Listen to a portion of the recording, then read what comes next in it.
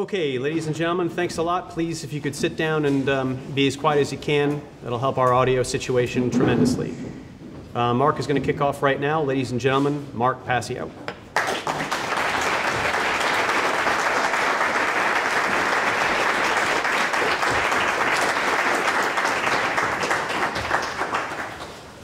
I want to thank everyone personally for taking the time to be here today.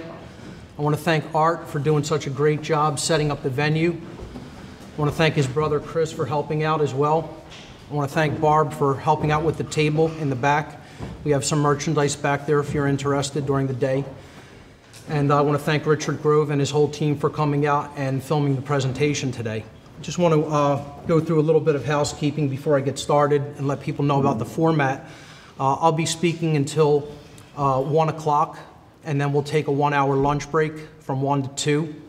There'll be a second session from 2 to 5 p.m., and then at 5 p.m. we'll be taking a second break, a dinner break from 5 to 6, and then we'll have a third session from 6 to about 8, which will hopefully include a question and answer session. Hopefully, if I stay on time with what I want to cover today. My seminar for today is called Demystifying the Occult. And what I really want to do here today is bring occult terminology, occult traditions, and occult symbology into practical application for people and help them understand what these sciences really are and how they're being used today in the world all around them. So before we begin, as I often do with many of my lectures, I want to give a few caveats or things that you should kind of look out for.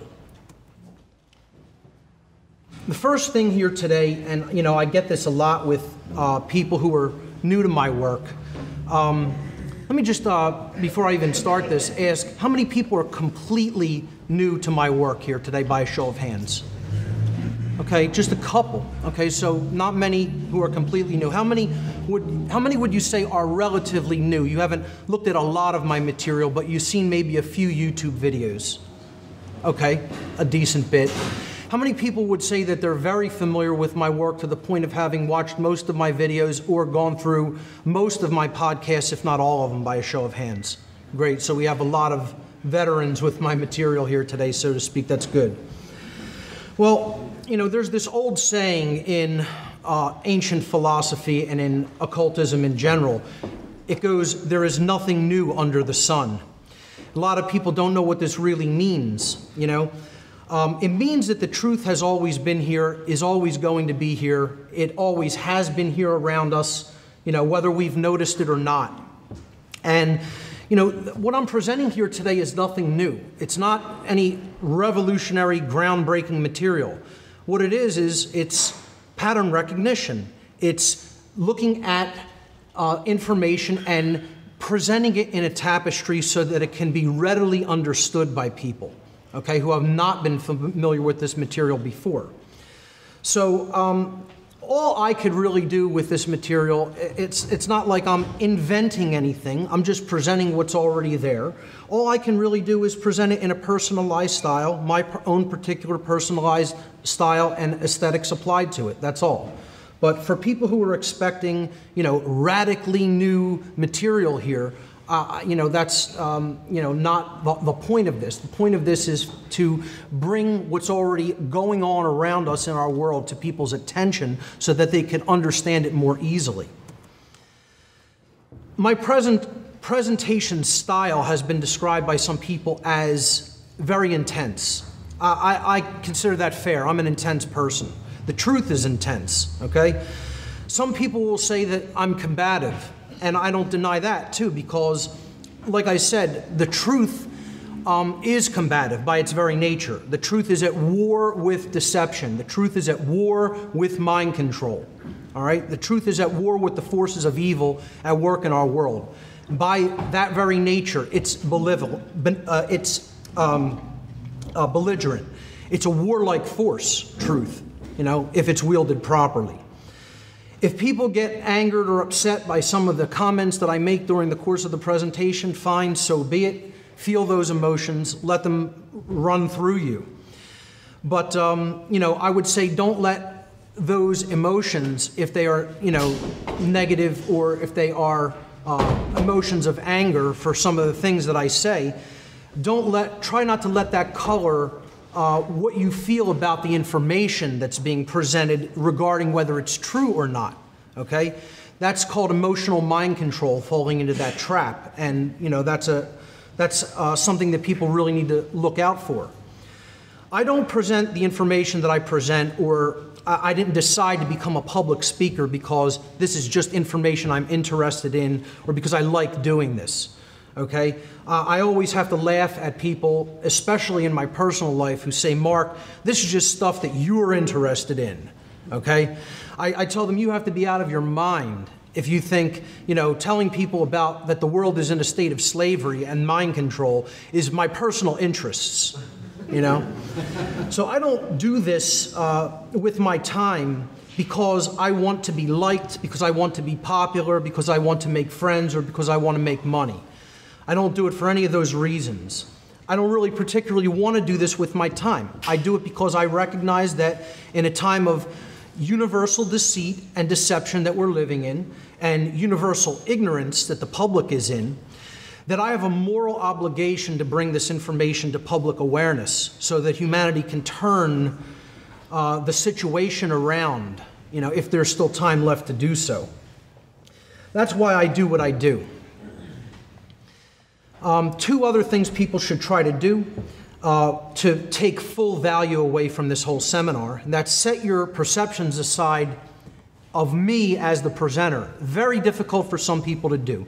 Some people watch a presentation, they focus on the presenter the whole time. The sound of their voice, the way they dress, their mannerisms, their inflections, okay? You want to try to focus on the information as much as possible, not me. I'm not the important thing here, the information is. And two, be consciously aware, as I've already said, of your own impulses to possibly reject information that I'm going to present here today based on initial emotional response or reaction to what I'm saying. It is a logical fallacy to gauge the veracity or truthfulness of any information based upon your emotions, how you feel when you first hear it. So you may be upset, you may be a little scared. You know, you have to put those emotions aside and try to gauge the information rationally. It can be very difficult. It's a difficult process, and I recognize fully what I'm asking people to do by making that statement. Another little caveat, this seminar is a tapestry of information. It's like a jigsaw puzzle. It is meant to be taken in as a whole, connected together, okay, in its entirety. To gain the maximum value from this whole seminar, I highly recommend that you stay for the duration of the whole seminar. Otherwise, you will most likely not recognize the patterns inherent to this tapestry, and more likely than not, you'll have wasted your time and money. And I don't want to see that happen with anyone. I want you to take full value away for taking the time to be here today. The scope of the information that I'm presenting here today is so enormous that it could not possibly be conveyed in a time frame measured in multiple years. Probably it couldn't be conveyed in a time frame measured in multiple lifetimes. Okay? This is a lifelong study. You could not possibly present the entirety of occult information in one seminar. Okay? I couldn't teach that to someone. You couldn't make the claim I have the entirety of that information. Okay? Again, this is a lifelong study. It's a journey over one's lifetime. And I want people to fully recognize that this material is introductory and rudimentary. You know, I'm not here to speak to lifelong occultists who are going super deep into occult information. I'm here to whet the appetite of beginners, to try to kind of spark them on their own personal journey of discovery regarding this information.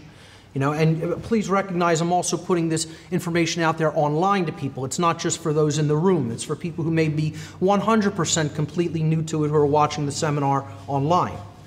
So that's really all the caveats I want to talk about before we get started. Now, my last presentation was called Streetwise Spirituality. What does it truly mean to be awake? I gave this back in May in St. Louis, Missouri. And it's about a 7-8 hour presentation, something like that. And in it, I presented a framework of 20 factors of what it means to really be awake. And they're all listed here. These were the main points of this seminar. I'm not going to read every one of them, but I just want to really say that what this presentation here today is it's kind of unpacking the number one factor that I presented in that seminar, Streetwise Spirituality. I said that the number one factor for what it really means to be awake, not this New Age hokum, New Age perception of what awakening means, but a very practical, feet on the ground, streetwise approach to spirituality. In that framework, what does it mean to be awake? My number one factor in my list of factors for what real awakening means was knowing about the occult and understanding that there are both light and dark aspects to it. When I really thought about all the factors that constituted awakening, and I structured that into a presentation, this was my very, very, very first factor, okay, after I looked at all 20. Because I realized that the thing that people who I consider unconscious or asleep do share in common, almost universally, is that those individuals know nothing about the occult at all. Zero. Zero. You know, the people that I consider not awake, the people that I consider still being manipulated, still operating at a largely unconscious level, all of them share that same factor in common. They don't know about the occult at all. Whether they be people who think it's just a political problem that can be solved by voting or just electing the right person into office, whether it's people who think it's just a financial problem and we just have to reel in the big banks and the Federal Reserve, you know, whether, you name the factor that they blame externally on the conditions that are present for humanity. They leave consciousness at the door. They don't talk about that as an issue. And again, universally, they have no knowledge of the occult. So that's kind of who I really am directing this presentation toward here today, is the people who don't have a frame of reference based in knowledge about what the occult is and the knowledge that it contains, which is what we're going to be talking about here today. So my first section is called, What is the Occult? I'll actually be presenting this information in three basic, is it three? It's four basic components. It's four basic sections to this seminar. The first is, what is the occult? It's a general overview of occultism and what it is, the knowledge that it contains. The second section of the presentation will be occult traditions, and I'll be breaking down in a very rudimentary way, because time doesn't allow to go into any depth, several different occult traditions. The third section of the presentation, I'll be breaking down many different occult symbols, some of the more prevalent symbols involved in occult symbology. And then in the last section, more likely than not at the end of the dinner break that we'll be taking, I'll be doing a case study in occult symbolism by presenting some of the very deep, spiritually significant symbolism in the major arcana of the tarot deck. And that'll be the last part of the presentation. So the first section, again, is what is the occult and why should you know about it? Why is it so important to know what the occult really is? People have different ideas of what is meant by the word occult. You say this to some people and they immediately think of an image like this, a conjuration of a demon, okay? And I'm not going to tell you that there aren't specific occult practices that may, involve something like this, or people believe, that this can be done or attempt to do it or possibly even do it. But, this is like more of a Hollywood variant, a Hollywood conception of what people think of as going on in the occult. You think of, those rebellious teenagers out in the woods with the black robes with a bonfire lit, sacrificing some animals, okay? This is a very limited perception of what the occult is, and it's often a wildly off perception of what it is and what it contains. The occult is so much more than that, and it's so much more significant than practices like this, which I would consider mystical practices. And I'm going to talk about mystical practices versus actual occultism, the study of the occult information. All right? So the first thing, before we get into a working definition or a practical definition of occult information or occultism, let's look at the word occult itself. For people who are familiar with my work, this is nothing new. The word occult is derived from the Latin adjective occultus. Occultus in Latin means hidden from sight, not easily seen. The word occultus in Latin, the adjective in Latin, comes from the Latin verb occultare. Occultare means to hide, to conceal, or to keep secret. And both of those words in Latin are in turn derived from the Latin noun oculus. Oculus means eye. So ultimately, occult information is that which is related to vision, to what one is capable of seeing or not capable of seeing. It is hidden information. It is information that is veiled. It is information that is not readily seen by most people. Okay, like an iceberg floating in icy waters. You know, the biggest part of the iceberg is often below the surface. You have to penetrate the surface to get at the bulk of the material. And that's the same with occultism. You know, the truth is hidden from view. It's veiled from sight. And you have to penetrate into the depths. You know, you can't just wade in the shallow waters to get this information and to understand it deeply. You have to go into the deep waters to understand it. And that involves going deeply into the self, you know, because that's what ultimately the occult is about. The occult is knowledge. Okay, let's get that straight from Jump Street, okay? We're talking about knowledge here, hidden information. And it's knowledge that is held very tightly by a few people on earth. It's not widely known. Okay? It's structured knowledge in many cases by different traditions. Okay? It is hierarchically organized in many different traditions. It is compartmentalized by some who want the people who are adherents of this information at lower levels, you know, they don't want them to understand the entire tapestry for many different reasons. Okay, so compartmentalization and hierarchy play a role in different occult organizations. When it comes to the structuring of this information, you have to look at it like that hierarchical and compartmentalized pyramid structure pictured there. You know, the bottom levels represent the people who have the least amount of knowledge, and the least amount of knowledge about how all of that information fits together in a tapestry. As you go higher up in the, you know, hierarchical structure, there's fewer and fewer people, but the knowledge becomes concentrated. It operates at a higher level, and they see how it's all connected together. And those people want to keep their position in that structure. Because again, a differential in knowledge is a differential in power. If you keep people ignorant of what you know and how it all fits together and how it all interoperates and correlates with all of the other information in that data set, in that body of knowledge, then you're in a position to completely manipulate those below you. And this is how much of the occult works, particularly dark occultism, which we'll be talking about. The key point to keep in mind here is that the occult is hidden knowledge. And that's all it means. Okay? It doesn't mean bad, it doesn't mean evil, it doesn't mean negative, it doesn't mean Satanism, voodoo, or any other specific occult practices. The occult is a generalized term, generalized terminology for hidden knowledge, for knowledge which has been hidden from people's view. So hey, could that include sciences that people don't really understand?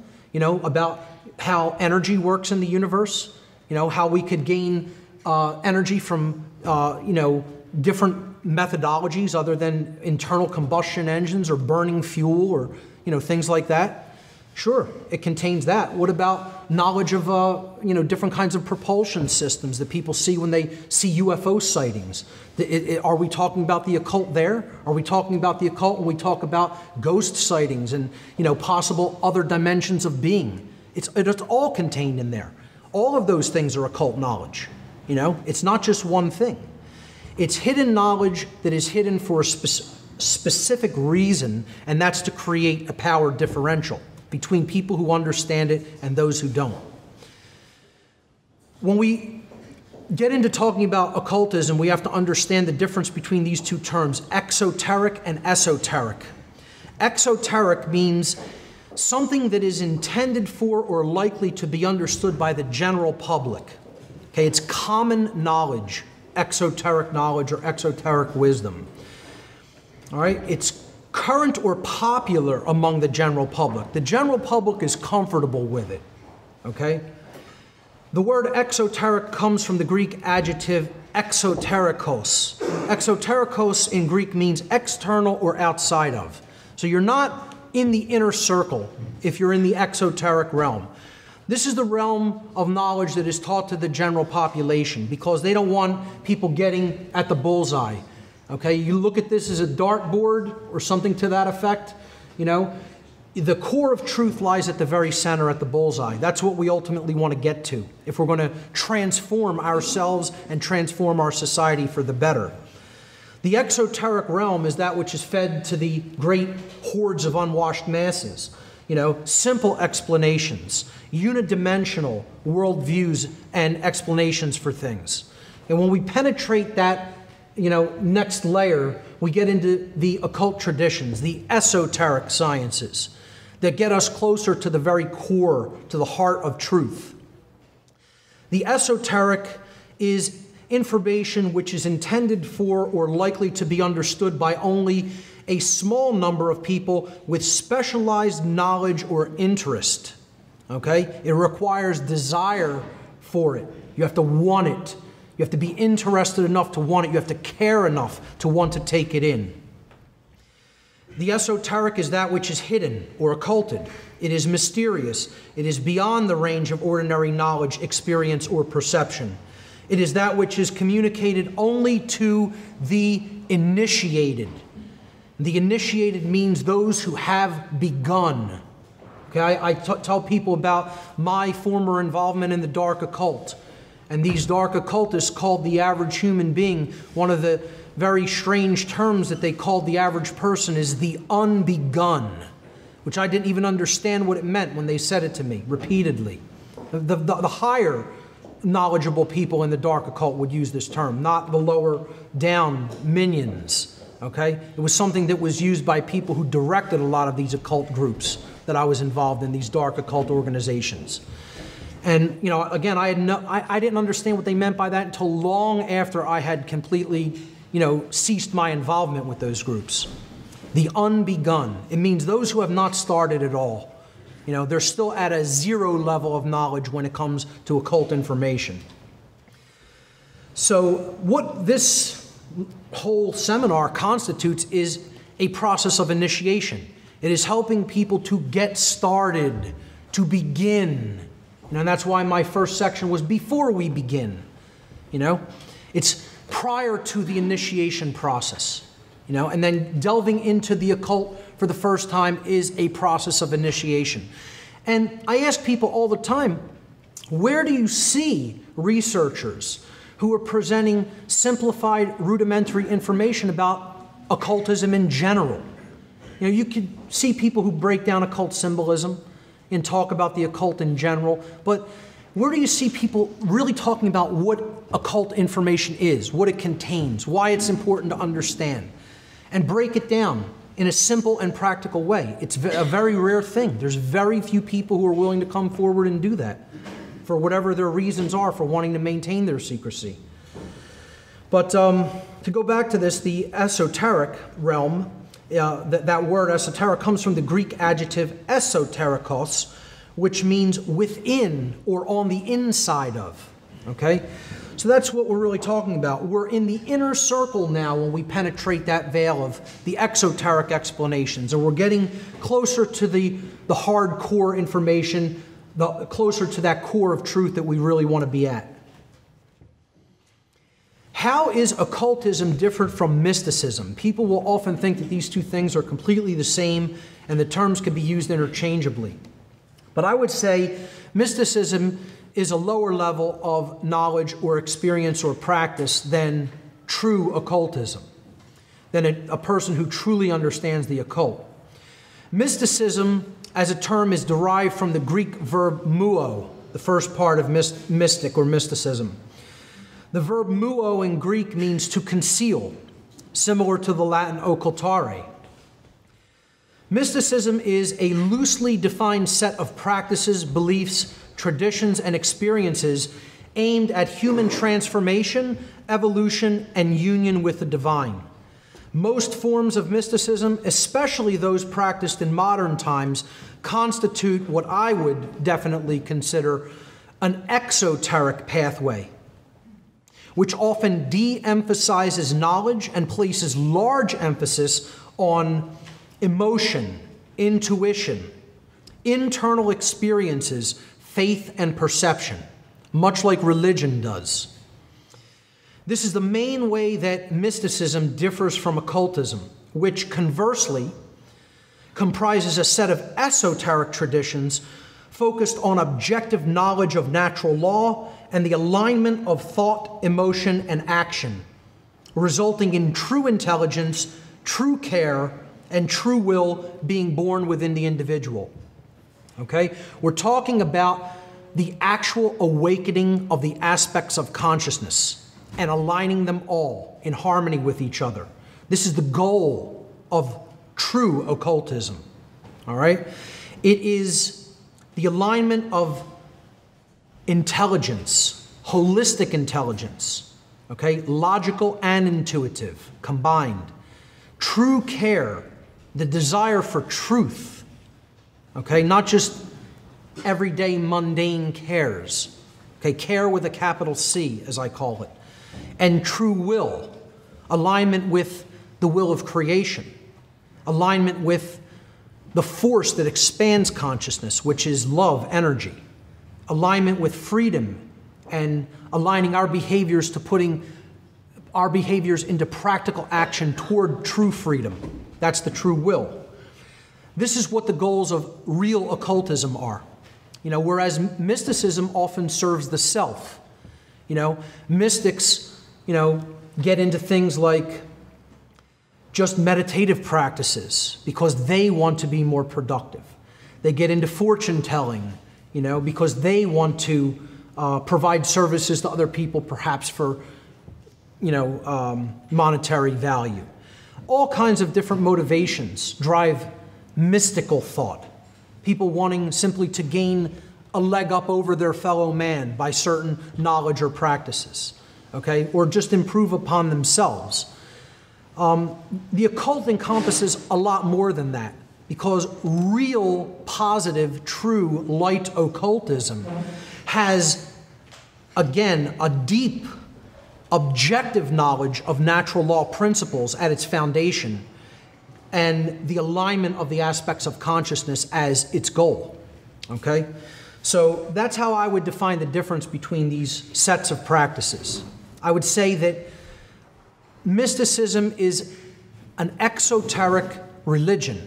It's like religious practices or beliefs, whereas occultism is a body of science. It's a body of objective knowledge that represents esoteric sciences. Okay, I hope that makes the difference clear in most people's minds. Going back to what the occult actually is, I'd like to read a quote by the occultist and Freemason C.W. Leadbeater from 1913. He said, "How shall we define occultism?" And this is his definition, which I think is a pretty good one. The word is derived from the Latin occultus, meaning hidden, so that it is the study of the hidden laws of nature. Since all the great laws of nature are in fact working in the invisible world far more than in the visible world, occultism involves the acceptance of a much wider view of nature than that which is ordinarily taken. The occultist, then, is a man or woman who studies all the laws of nature that he or she can reach or of which he or she can hear. And as a result of his or her study, she identifies him herself with the laws and with these laws of nature and devotes their life to the service of human evolution. That is what occultism is. It's understanding the laws of nature and our connection to them. the self's connection to them. Okay? And as a result, we are aligning all of our thoughts, our emotions, and our actions toward the goal of the evolution not only of our individuated self, but the evolution of all beings. Okay? That's the goal of the occult and occultism in general. So this is my personal working definition of the occult. When I use the word the occult, this is what I mean by it, when I use the phrase the occult. The occult is a body of science which is not widely known to the general population, consisting of hidden knowledge about the workings of the human psyche and the laws of nature, both the seen laws, meaning the physical laws, the physical sciences, and the unseen laws, meaning the spiritual laws, the laws that govern morality, the laws that govern behavioral consequence. Okay? That is my working definition of what the occult and occultism is in general. And I think it's a pretty simple, practical working definition. So when we're talking about hidden knowledge or occulted knowledge, what knowledge does occultism hide? What kind of knowledge are we actually talking about? Occultism comprises and quote-unquote hides two bodies of knowledge. Now, I put hides in quotes because I just want to make a point here. We can't even look at it such that dark occultists, which I'm going to explain their motivations in a future slide, we can't look at it as the beings who want to keep this information back from people actually try to eradicate it and keep it out of people's hands. That's really not what they do, particularly in the modern world. Their main method of manipulation is dissuasion. They try to dissuade people from looking into these bodies of knowledge by telling them there's nothing to see here, move along. Okay, back to bed, nothing to see here, folks. That's not important, or that's not practical. That can't be used in your everyday life. It's of no benefit to you personally, practically, in your life to learn about that. Okay? Or it's some quaint religious belief that has no bearing on anything, that was just made up by people a long time ago, and it's all nonsense. You know, that's the main method of dissuasion that is employed. Okay? And most people fall for it. Most people just, you know, think there's nothing to any of this. I don't need to know about it. It's one of the heights of ignorance is the phrase, I don't need to know about that. Okay? Now, just think about that statement right there. The highest height of ignorance is, you know, the pinnacle of all ignorance is, I don't want to know about that. I don't care to know about that. But the people who think they have it figured out say, that's not something I need to know about. You know, what do I need to look into that for? And that's how you know they're gotten. They're already owned. Lock, stock, and barrel. And most people are in that position because they think, you know, oh, all of this is just hokum. All of this is just religion. And I tried to explain to somebody who's very concerned about the political degradation and the political process and the direction America and the world in general is headed, politically and financially.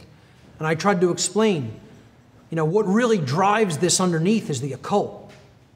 Religion drives this. Religious beliefs by the people involved in dark occultism and their religious belief systems is ultimately what's driving the slavery system on earth. And he says to me, I don't need to know anything about that. I don't want to know anything about that. I said, oh, really? That's something you don't need to learn, you don't need to know about. He said, yeah, that's right, because I don't believe in any of that stuff. And I said, you're gotten. Right to them. They already have you. And you don't even understand, you know? Because he said, that's somebody else's belief. How does that affect me? As if somebody else's beliefs can't affect us. And we're immune to what other people believe. Because particularly religious zealots and people who have very deep-seated belief systems based on faith and religion, right? They don't take action in the world based on those religious beliefs, do they? Never. They never do. And those actions would never affect anybody else living in the world. You're completely insulated from those behaviors. You know, it's a child's view. You know, at some point with someone like that, I have to set it down and say, you think you're fine? Well, then go be fine. You know, at that point, because that's a deep, hardcore level of ignorance to be in. Again, that's not really surpassed by much of anything in the way of ignorance, which is something we're going to talk about, the different kinds of ignorance.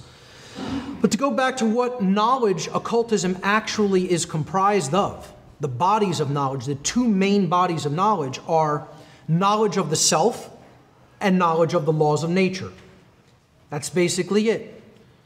The knowledge of the self, the knowledge of the human psyche and how the psyche operates, its components, its aspects, its motivations, its desires, etc. You know, what drives us? What's going on at a subconscious level? What's going on at the unseen level? You know, in the recesses of the human psyche, in the psychological realms. This is what is known as the minor knowledge of the occult, the minor arcana. Arcana is a Greek word that means knowledge. Okay, I have a Latin word that means knowledge. I tell people don't look at this because it's called the minor arcana or the lesser arcana as meaning of lesser importance. That is not what it means. It's just distinguishing it from that which is larger in scope as far as the kind of systems that it actually affects or that it governs. Okay, so you want to look at the part there on the left as this is the small scope of things, the scope of things operating at the individual level, at the individuated domain of the individual self. And then on the right-hand side here, you want to look at the major or greater arcana as simply being that which deals with the macrocosmic world, the world of large things, large systems of nature, okay? The physical laws that, you know, deal with dynamics and motion and gravity, etc. You know, all of the physical dynamics, electromagnetism, etc. But then the major or greater arcana, the world of macrocosmic knowledge, also includes the knowledge of what I call natural law, the moral laws that govern the consequences of behavior of beings that have the capacity for holistic intelligence, or in other words, universal moral law, the laws that govern consciousness. These are the two bodies of knowledge that comprise all occult knowledge. And I ask people when I explain to them the two bodies of knowledge, what is not contained within these two groups? What knowledge that is of any significance, except, you know, the football and baseball stats, okay, is of any significance in the realm of human life? I would say if you control these two bodies of knowledge and you're trying to dissuade people from looking into them, then you have people manipulated from the get-go. You know, they don't have a chance if they don't understand these things. And it's the same thing like in the ancient priest classes that wanted to control the population.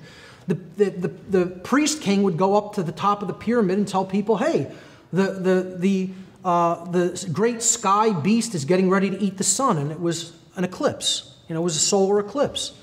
And he's going to eat the earth next if you don't bow down and give me total power. You know, and if you know, you accept me as the intermediary between the gods and yourself, then, you know, in a few minutes the sun will come back and, you know, life will continue on earth. And it worked beautifully because these people had no knowledge of the macroscopic laws of nature. They didn't understand the physical sciences and astronomy in particular back then. You know, they didn't understand how that motion worked and how that phenomena worked. So that's how a differential in power can be created when you have a differential in knowledge present.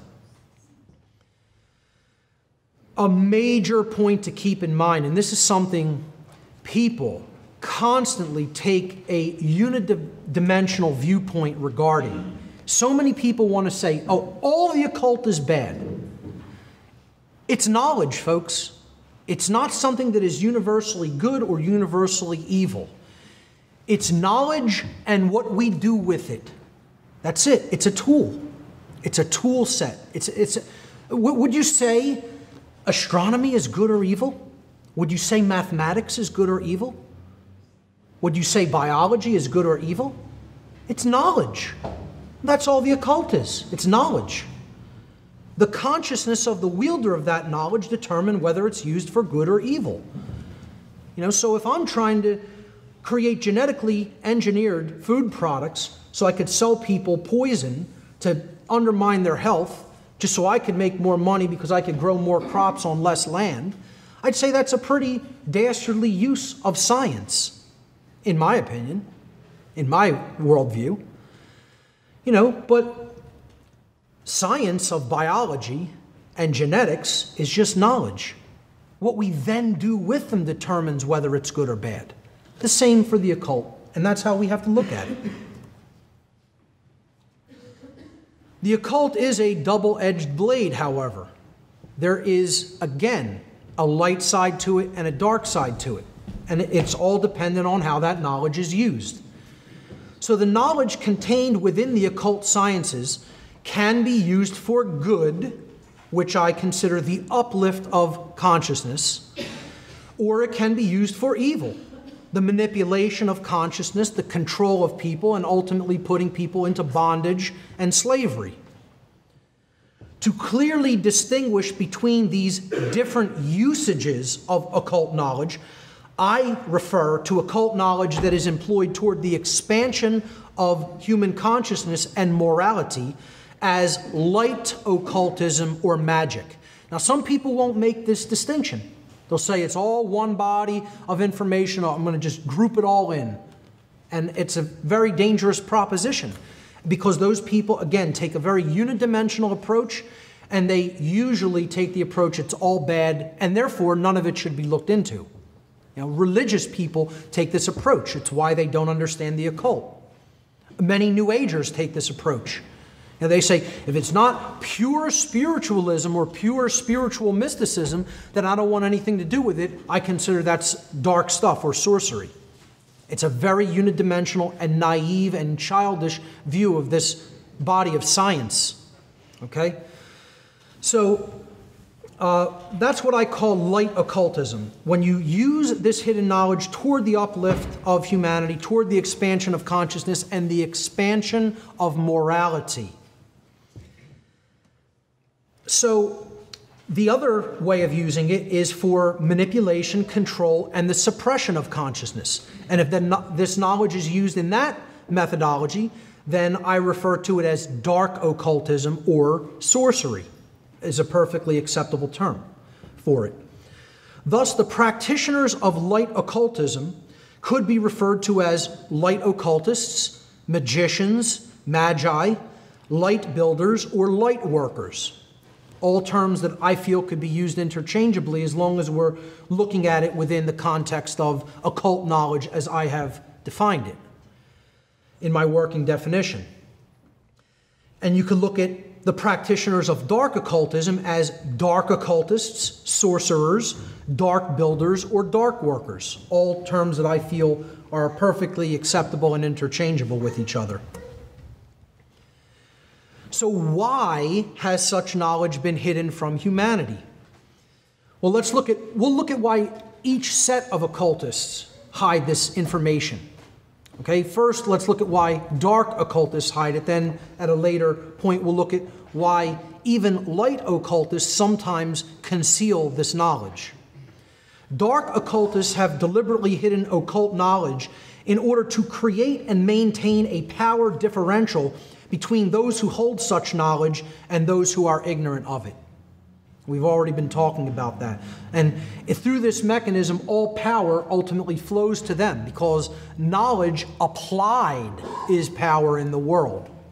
Knowledge is not itself power, it is the potential for power. When you apply knowledge, then you can gain power. If you don't have it, you're completely disempowered from the very beginning.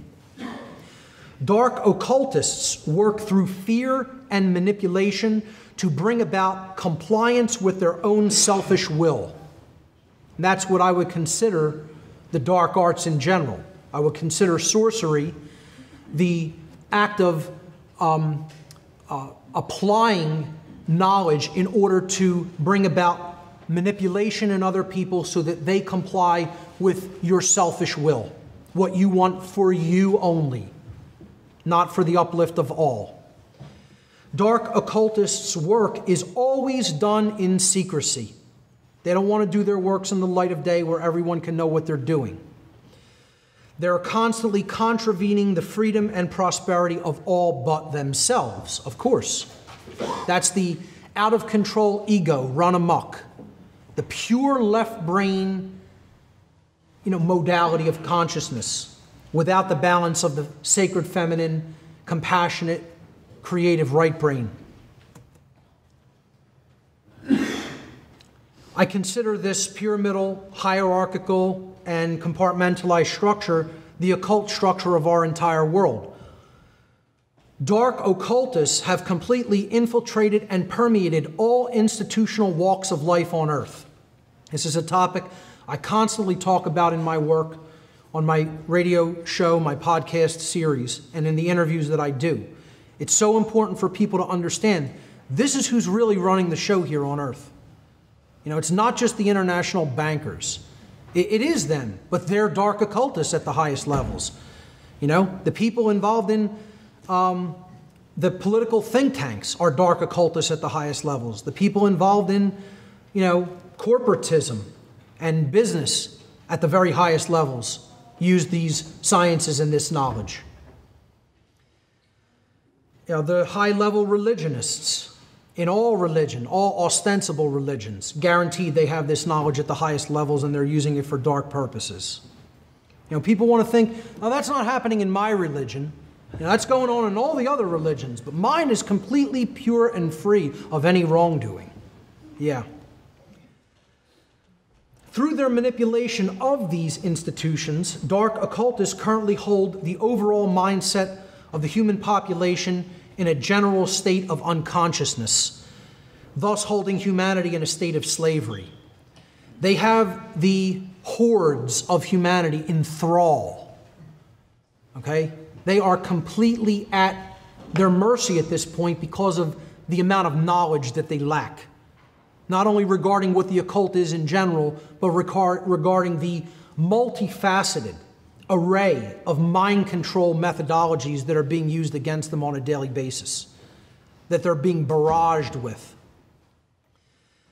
And until we level that playing field through knowledge, don't expect it to change. The two states that dark occultism wants to hold the overall population is what I call the mental schism and the worldview schism. Okay, they want to hold people in a state of chronic, imbalanced thought. And then they want to hold people in a chronically imbalanced overall worldview regarding human nature and life in general. If they can keep people in those modes of consciousness, they can keep their control over their behavior because they have control over their mind as a result. So the mental schism works through mind control methods, all the multifaceted soft mind control techniques that I covered over the course of about a year and a half on my radio shows. And in general, how it works is keeping people chronically imbalanced toward one type of consciousness or another, one type of brain activity or another. Either the masculine left brain modality of consciousness or the feminine right brain modality of consciousness, but never actually holistically bringing them both together in a state of balance. They want it in a chronic state of imbalance, such that most people are either always left brain or always right brained. If the left brain, the masculine component of the brain, the intellect, depicted here by the upward pointing triangle, which is an ancient archetypal symbol known as the blade, representing masculine energy, a rudimentary phallic symbol archetypally. If that part of the brain, that left hemisphere, is chronically dominant in an individual, the following states can manifest within that individual: rigid skepticism or scientism, atheism, and by atheism I simply mean the belief that there is no higher power than mankind, than humanity, that we're the pinnacle, we're the highest force in nature. Nothing ultimately governs humanity except the laws that we arbitrarily make up in this farce called government. Okay? So it can create rigid skepticism, scientism, atheism, solipsism, the notion that there is no such thing as actual objective truth that can truly be known. Social Darwinism, moral relativism. Moral relativism is the belief that there's no such thing as right and wrong objectively, that these are just arbitrarily chosen concepts and man gets to make up what's right or make up what's wrong. Social Darwinism, the idea that, since man is the highest pinnacle of mind, the highest animal in nature, that those who are somehow gifted with better genetics and a higher intellect should somehow rule over those who they consider beneath them or at some kind of a lower caste than them. And society naturally should be structured like that, with an elite class ruling over a class of slaves, basically. Eugenics, the notion that certain people's gene sets should propagate themselves, be allowed to propagate, and they should control what gene pools should be allowed to propagate.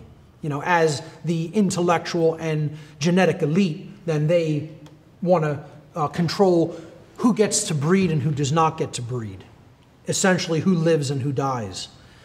Authoritarianism, of course, this belief in authority, this illusion that some people are masters and others are slaves, and the masters get to issue commands and the slaves have some sort of an inherent moral obligation to obey these commands. It's what I call masterthink, ultimately. And, that's why they want to create this schism. It's a divide and conquer strategy. It's a very structured arch, you could look at it, where these two forces, combine and lean against each other. Left brain imbalance leans against right brain imbalance, creating a very rigid structure which is difficult to disassemble and take down because these forces play on each other. Right brain imbalance or feminine imbalance, the right hemisphere of the brain, which governs creativity, intuition, compassion, nurturing, etc. If that part of the brain that is depicted here by the symbol, the inverted equilateral triangle, which again is an ancient archetypal symbol known as the chalice, because it is a rudimentary womb.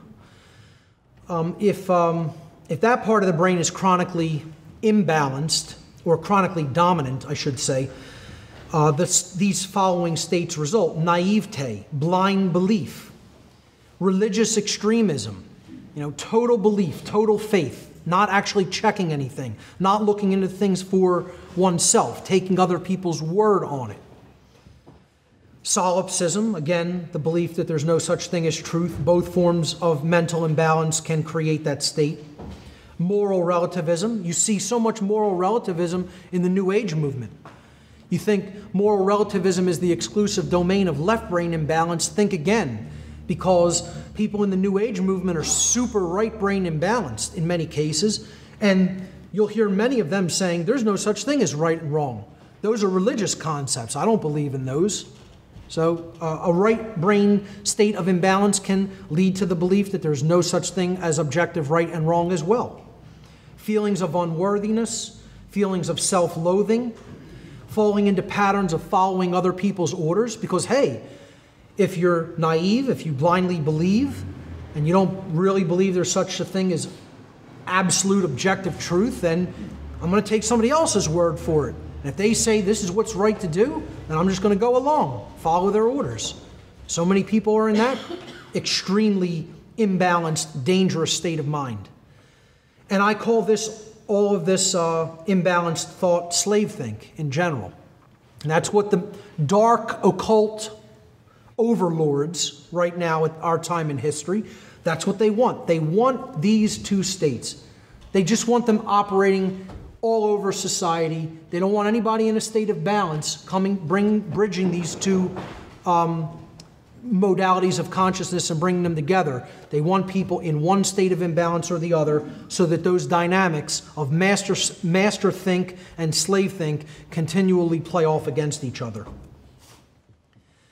The second imbalanced mind state that dark occultism wants to maintain. Again, what I'm talking about here is their great work. Okay? The dark occultists' great work. We're talking about what their goal is. What are they trying to constantly maintain in humanity? And they're doing a very effective job of it. They are successful because they operate on the same page for the same goal, like one huge mind. They call it a mastermind. They focus their energy on that intent. They carry it out in the world through their methodologies. They get it done. That's why we're so scattered. We can't come together with that same mastermind focus, that coming together and operating on the same page because we share collective common knowledge. That's what they're doing. They have this knowledge and they use it for dark purposes, all on the same page, all focused, all together for the same goal. And these two things are their goal, the mental schism and the worldview schism. The worldview schism is this notion that the world is either completely random or completely determined. They want these two schisms of worldview present because they don't want people to understand the balance that is the actual truth, that there is components within nature of both of these views of reality, but they operate in conjunction with each other, not in a state of imbalance. They operate in a state of true balance with each other. I'll explain that in a moment. Let's look at the states of imbalance that the dark occult wants to maintain. The notion or worldview of randomness is a very left-brain imbalanced worldview. It contains notions such as the universe is a grand accident. Okay? Everything just is accidental that has happened. There's no purpose. There's no underlying purpose for anything. We're living in a random, accidental realm that happened for no true reason or purpose. They believe that people who subscribe to the randomness worldview believe there's no creator, and therefore there is no underlying intelligence in nature. You know, everything is reductionist and a dead thing. You know, the cell is dead, there's no such thing as consciousness, the earth is dead, the solar system's dead, the sun is just a big ball of, hydrogen and helium having a sustained fusion reaction. But it's a dead thing. Randomness worldview often postulates that there's no such thing as spiritual or moral or natural law. Because, hey, if the universe is a dead thing, came into reality for no real purpose, it's a purposeless clockwork mechanism operating only by matter, okay, then, you know, there can't be any such thing as actual morality and laws that govern our decisions, whether our decisions are based in right or wrong. The belief that existence has no purpose other than to continue to exist. Survival mentality, pure survival mentality. Nothing wrong with the concept of preparedness or survival, especially in the kind of times we're living in today. But to believe that existence itself exists for no other reason than to survive is very left-brain imbalanced. And randomness is the general hallmarks of scientism, atheism, and just about every totalitarian culture that has ever existed on this planet. Conversely, the deterministic worldview holds notions such as God controls every event in creation. This is a very right-brain imbalanced worldview. You know, everything is preordained. You know, free will doesn't even enter into the picture. It's an illusion. It doesn't really exist. I hear so many New Agers constantly say, there's no such thing as free will is an illusion. At an ultimate level, it's an illusion. Very, very dangerous proposition, very dangerous belief that we don't have free will. That starts to excuse people for immoral behavior. Determinism often postulates, hey, since the whole universe is controlled and it's like a clockwork mechanism, but it's run by God, why bother trying to create any change? Change is impossible. It's already set in stone. Action, therefore, becomes ultimately meaningless. Why do anything? I tell religionists who think like this, why do you get out of bed in the morning? Why bother doing anything? Why say a word to another human being? Why eat? Why breathe? Why not just lay in a supine position in the corner somewhere and wait to expire from malnutrition and dehydration and then go back to dust? But, many people, they actually say that this is what they believe. It's a big hallmark of salvationist religiosity, that action is meaningless. Only faith is what's required, something that I'm vehemently opposed to. And the New Age takes this in, too. They convert it in their own imbalanced way, that, we're here just to observe, don't get involved in anything, just observe it, watch it, be the observer. Life's not a movie playing on a screen in front of your eyes, folks. You're active participants, whether you realize that or not. Again, this right brain imbalance and this whole worldview of determinism is the hallmark of religious extremism and what I call slave think. The truth lies, as it always does, in the balance point, in the synthesis, in the coming together between extremes in many cases. And that is often extreme in itself because so few people are in that balance point, truly.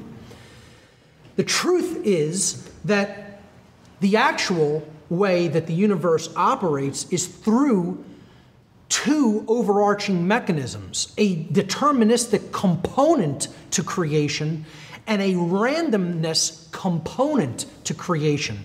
The deterministic component is natural law, which I delved into in the seminar in Connecticut last year. And again, that's the work that I highly recommend people to deeply, deeply know. For people who haven't, who've only touched on some of my work and, may not be familiar with my natural law material, it is the most important work that I've put forward, and I highly recommend to people to watch my natural law seminar in its entirety multiple times if you have to drive the information home.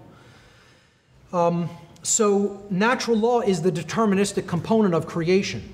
The moral laws that govern the consequences of our behavioral decisions, those laws themselves are set in stone and cannot be changed. They are the deterministic component to nature. And then there is a free will component to nature, which beings with the capacity for holistic intelligence have been gifted with by creation itself. That is the force of free will. That's why that can never be dismissed. And it works in tandem with the laws of nature to bring us the results of our choices into our experience so that we can learn and grow from those choices and those experiences. This is the worldview that the dark occult wants to keep people from, which is why I embodied it by the all-seeing eye. That's a big part of enlightenment, what real enlightenment is about. And I talk about that as well in my Streetwise Spirituality seminar. Another thing that dark occultists want to prevent people from understanding is how our reality is actually built. How we together in the aggregate, in aggregate numbers, meaning collectively as a species, co-create our reality that we are experiencing on the earth together as a people. You hear this notion in the New Age movement, the law of attraction. That a lot of the New Age people want people to believe we're individually creating our reality all by ourselves. Mark Passio does not create Mark Passio's reality entirely what I experience by myself, by how I think. Other people are involved in that process. It's a co-creative process. Okay? Because if someone randomly does something violent to me, I did not create that experience. This is a total misunderstanding of the law of attraction, how the law of attraction works. All right, free will is involved. I can do something completely random. So can other people, because they have the capacity for free will behavior. So we're not creating our reality individually, at an individuated level. Based upon the knowledge that we take in, based upon our understanding of that knowledge, and then based upon what we do in our behaviors with that knowledge, in the aggregate numbers, determines how a society is creating its reality for itself.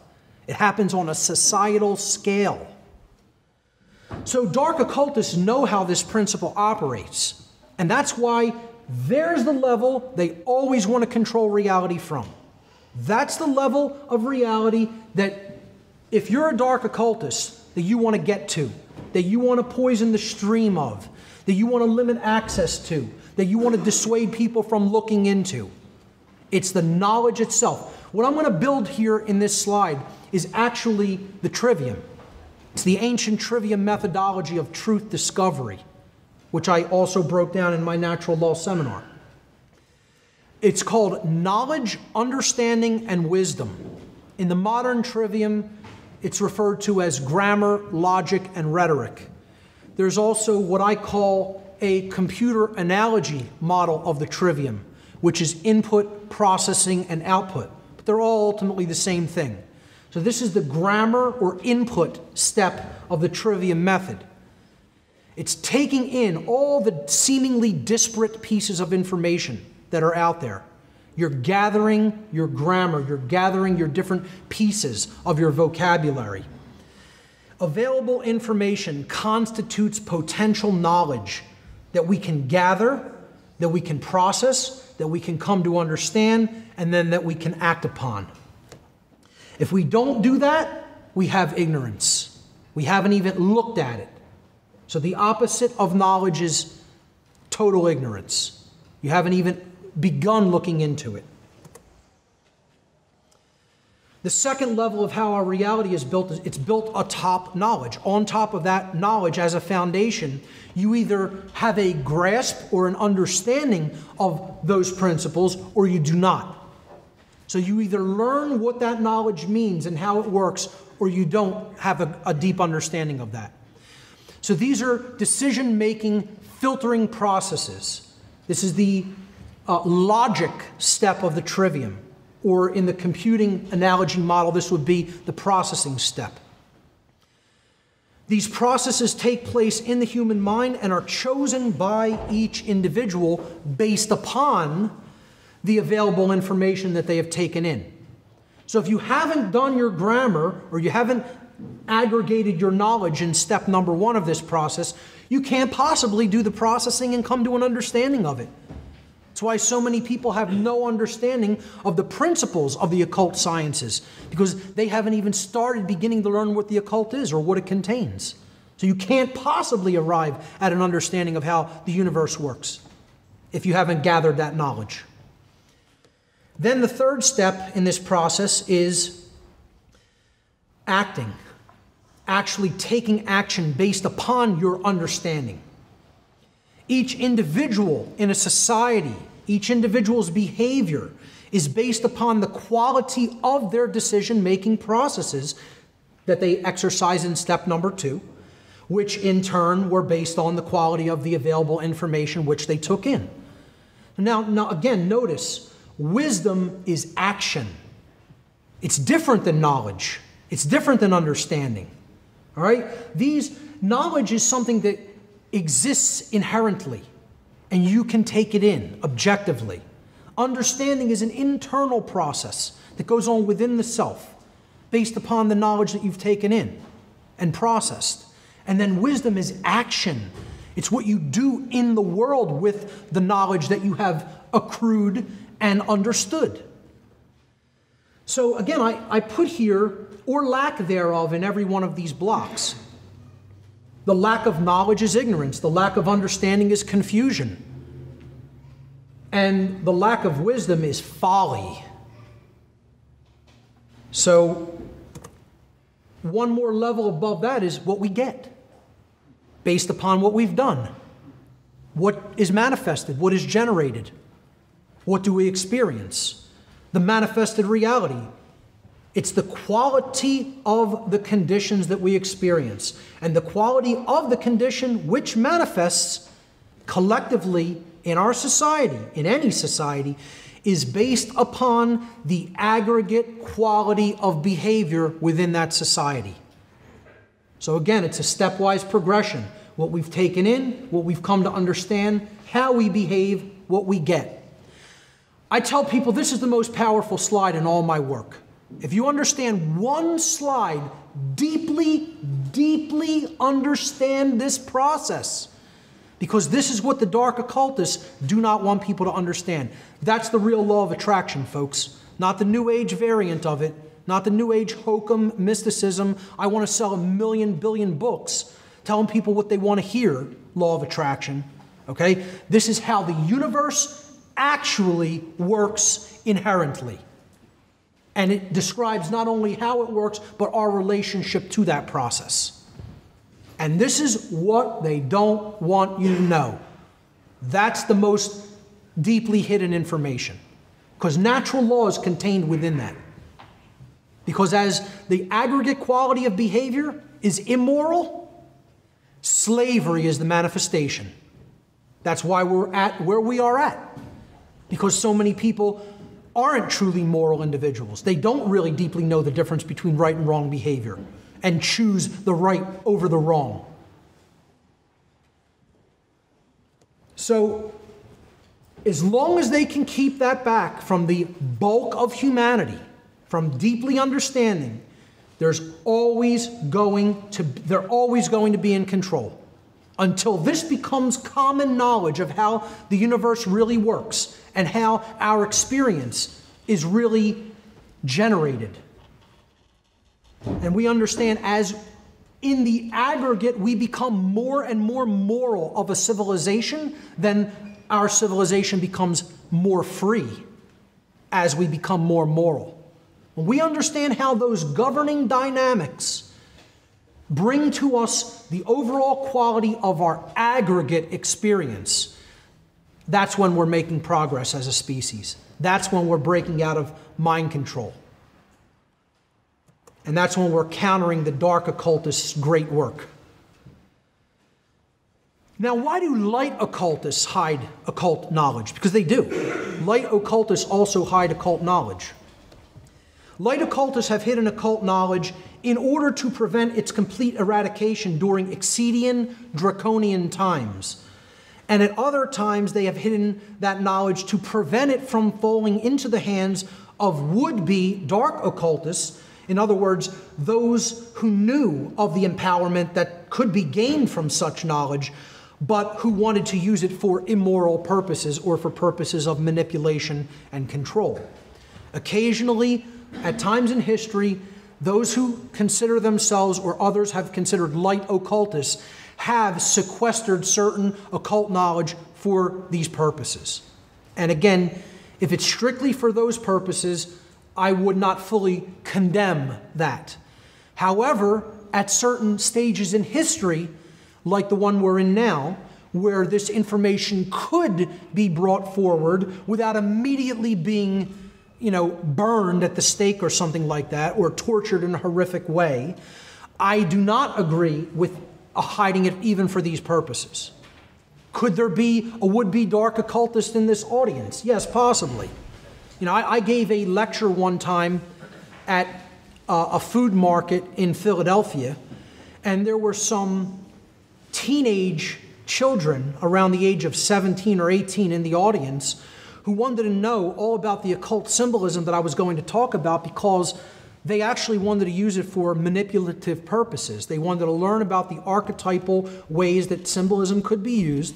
And somebody who knew them told me that was why they came. And I said, hey, let them understand it. Because if everybody understands it, the playing field is leveled. Then nobody can use it for those dark purposes because you're empowered by knowledge. And if you see how they're using it, you say, oh, I know how that's being used. That's not going to have an effect on me. It's like gun ownership. It's the same thing. I want everybody to own guns because the only way you're ever going to stop a bad guy with a gun is a good guy with a gun.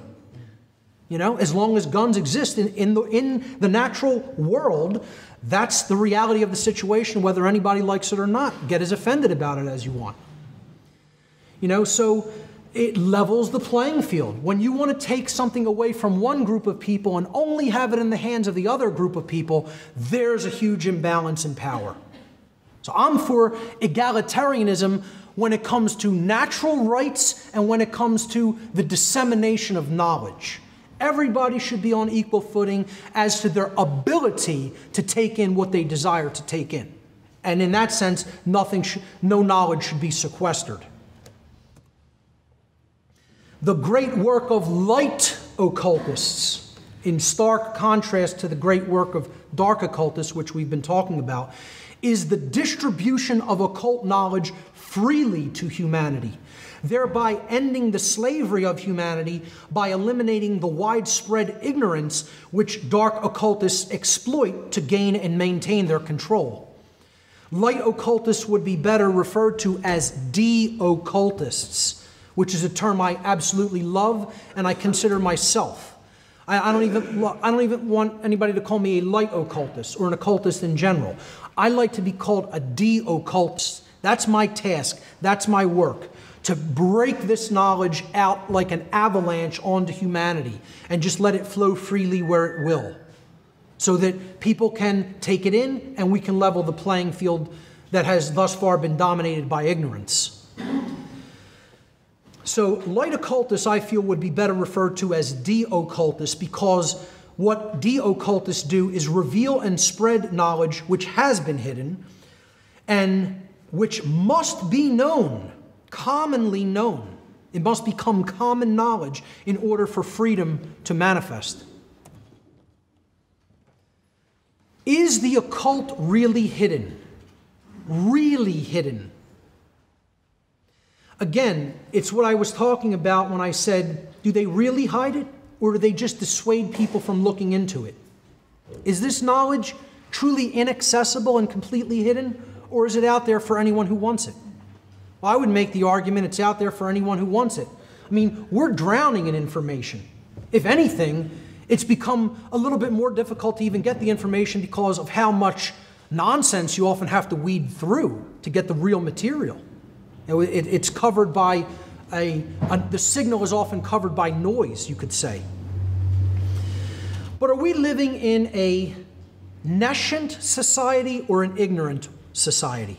And this involves the understanding of the difference between two connotative forms of not knowing something. I call this the context of not knowing, nescience versus ignorance.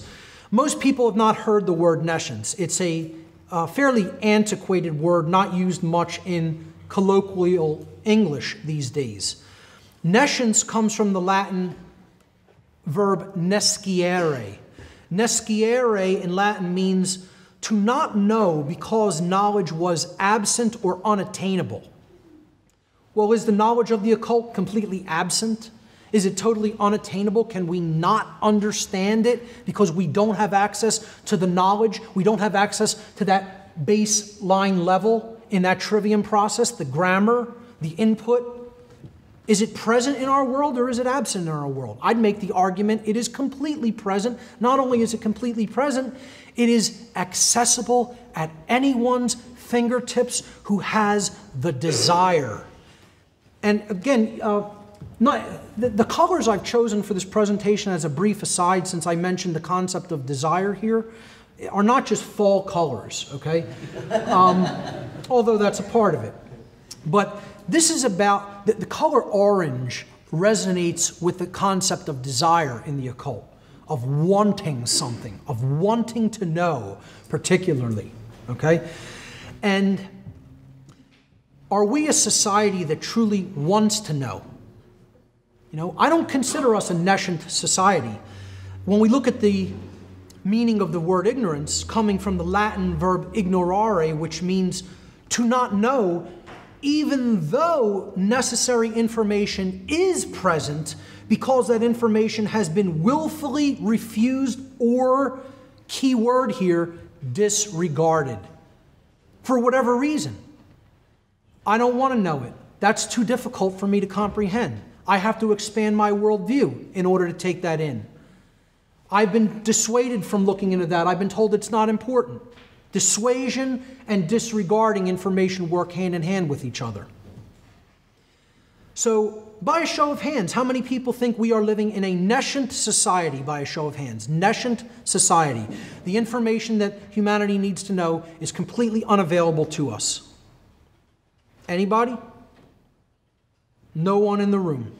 That means 100% of this crowd, at least, thinks that we are living as an entire species in a state of ignorance, in the aggregate. Of course, there are very knowledgeable individuals within humanity, but as a species, in the aggregate, we are an ignorant species.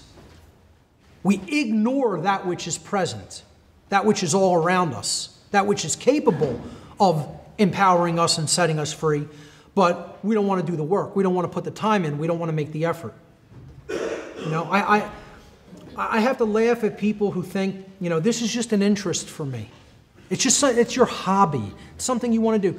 I sat in the room that basically like a hermit, literally, in a room for years. People said, Mark, what are you doing? Why aren't you even interacting with other people? Why are you sitting in a room day after day after day after day after day?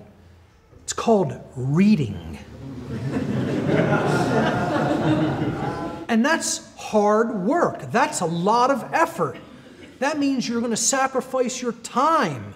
That means you're not going to do other things, you know, because you're going to make the effort to care enough to take in what is necessary to take in to transform and then help to transform others. That's a work of a labor of love. It is a work of willpower and care, which is why most people don't want to do it. Most people are in the state, I can't be bothered. I don't have time for that. I'm too busy. I don't need to know that. I already have it figured out. I know everything I need to know to get by. That's where humanity's at, folks. So let's begin an initiation. All right? Again, initiation means beginning. We're going to look at some different schools of occultism, different occult sciences. I call them the many paths or the many ways, the many methods to the same place, to the same destination. So this section constitutes kind of an occult initiation, about the very basic generalized concepts of some of these occult traditions. Again, time is not going to allow me to go into great depths or details, nor is this presentation intended to be a very in-depth introductory work. It's intended to be rudimentary for people who are just learning about this information for the first time. Occult traditions, many paths, one destination. I'll just say at the beginning of this section, and I'll kind of highlight this as we go through these traditions. Ultimately, all of the esoteric traditions were designed specifically to do one thing, and that was to convey a working knowledge of natural law to the initiates of that tradition, which means a working knowledge of how the universe actually creates through the interaction with our free will decisions, with our free will decision-making processes. We are co-creating with the laws of the universe the experience that we are having, that is being generated for us, okay, as a result of those laws operating in conjunction with our free will. That's what the occult has always tried to teach people. See that one slide, you know, with the building blocks on top of each other, the trivium process resulting in what manifests in our world? That's ultimately the occult. That is the occult traditions. They were trying to teach people how the laws of nature work in conjunction with the decision-making processes of the individuals of a society. So let's look at a few of these traditions. Probably the oldest occult tradition on earth is shamanism. And some people don't look at it as an occult tradition. I personally do. And shamanism, like the occult in general, isn't one thing. You can get down into, subsections, subgroupings of shamanistic practices. Different practices are practiced in different regions of the world, in different cultural regions, different geographic regions. In general, I feel that shamanism grew out of very, very, very ancient knowledge, which was brought here from another place, ultimately. And this connects with my work in cosmic abandonment and the information I've been going through on my radio show recently. But I think the earliest shamans were working with high-level, ancient knowledge, and they were working with knowledge of spiritual realms and different levels of consciousness that are out of the ordinary, out of the realm of what we would consider ordinary levels of experience or consciousness. It's a very internal work. But then the true shaman brings the internal work that they've done within themselves back out into the seeming external domain and applies it in their society. So as such, a shaman is a way shower.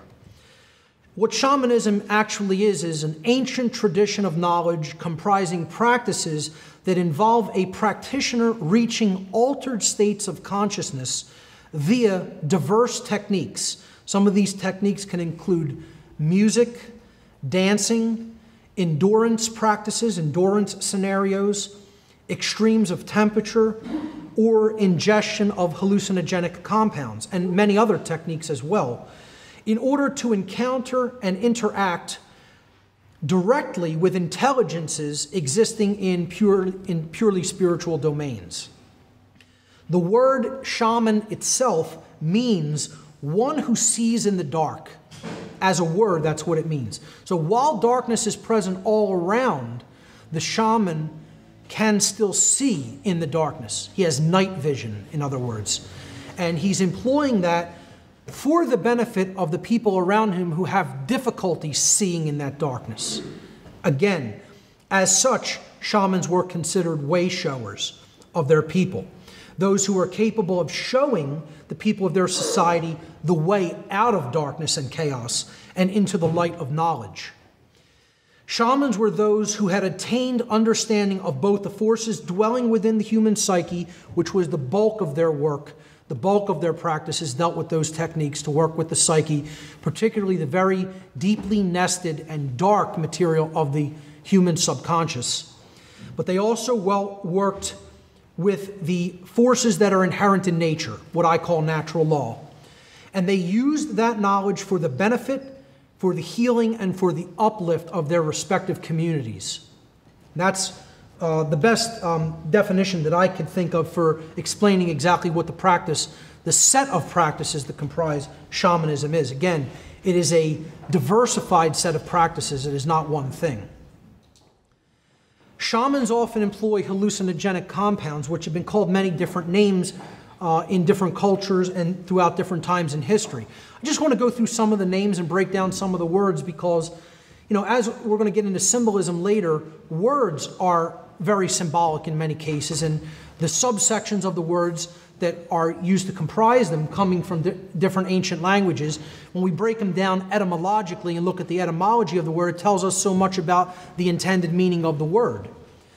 So some of these hallucinogenic compounds that shamans have used over the centuries, the natural ones, some neo-shamans use these new designer hallucinogenic compounds, which I won't be getting into, but the three traditional ones that have been used in a widespread way all over the earth are cannabis in its different forms as sativa or indica, different variations of hallucinogenic mushrooms that grow in every continent of the world, and the ayahuasca vine, or some of the different analogs of ayahuasca prepared often in South America and Central America. So Ayahuasca is one of the key, one of the active ingredients actually in ayahuasca is dimethyltryptamine. That's not pictured here. This is the actual MAO inhibitor that works with dimethyltryptamine to make it orally active, to comprise an ayahuasca analog on the right-hand side here. That's Mimosa hostilis root bark, used by many shamans to create ayahuasca by adding a plant material that contains DMT to that and cooking it down. DMT is another entheogenic or psychedelic compound that shamans have often used, or derivatives of that, or very similar compounds to that, like bufotenine. But to just go back to the etymology of the word, entheogen is a more modern way of looking at hallucinogens or psychedelics. It comes from the Greek and Latin. The Greek prefix "en" means within, the first part of the word. Then in the middle of the word we have theo.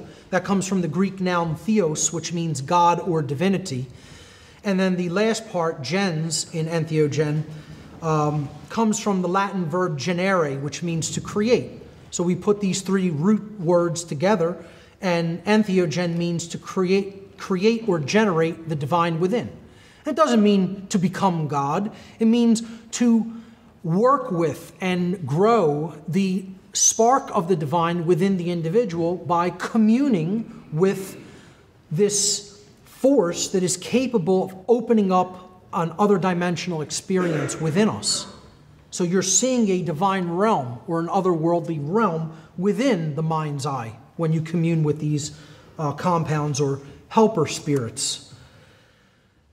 They've been called psychedelics. It's a much more popular word for them. That comes from the Greek noun psyche, meaning mind, and the Greek verb delun, which means to make visible or to reveal by removing a source of obscuration. Now, what have I just said there? To make visible or to reveal by removing a source of obscuration is to do what? To de-occult. Literally, the word psychedelic means to de-occult. And again, I don't advocate for the irresponsible use of any of these compounds. I feel that they have a specific purpose that they can be used for to uplift human consciousness if they are worked with in a respectful way. So psychedelic literally means to reveal the mind or to de-occult aspects of the mind. These were the true sacraments of the ancient world, employed by early human beings. The word sacrament comes from the Latin adjective sacrum, which means sacred or holy, and the Latin noun mens mentis, which means mind, where we get the English word mental from. Again, a sacrament is something that is capable of helping us to foster a holy mind or a sacred mindset.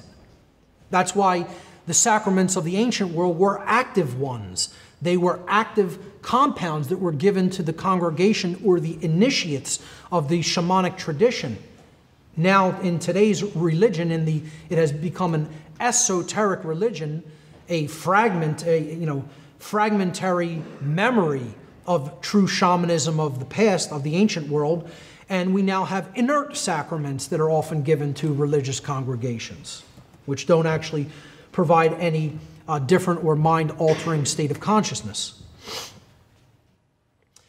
Sacraments or psychedelics or entheogens have also been referred to as communion. This is a religious term, of course, in the Christian tradition.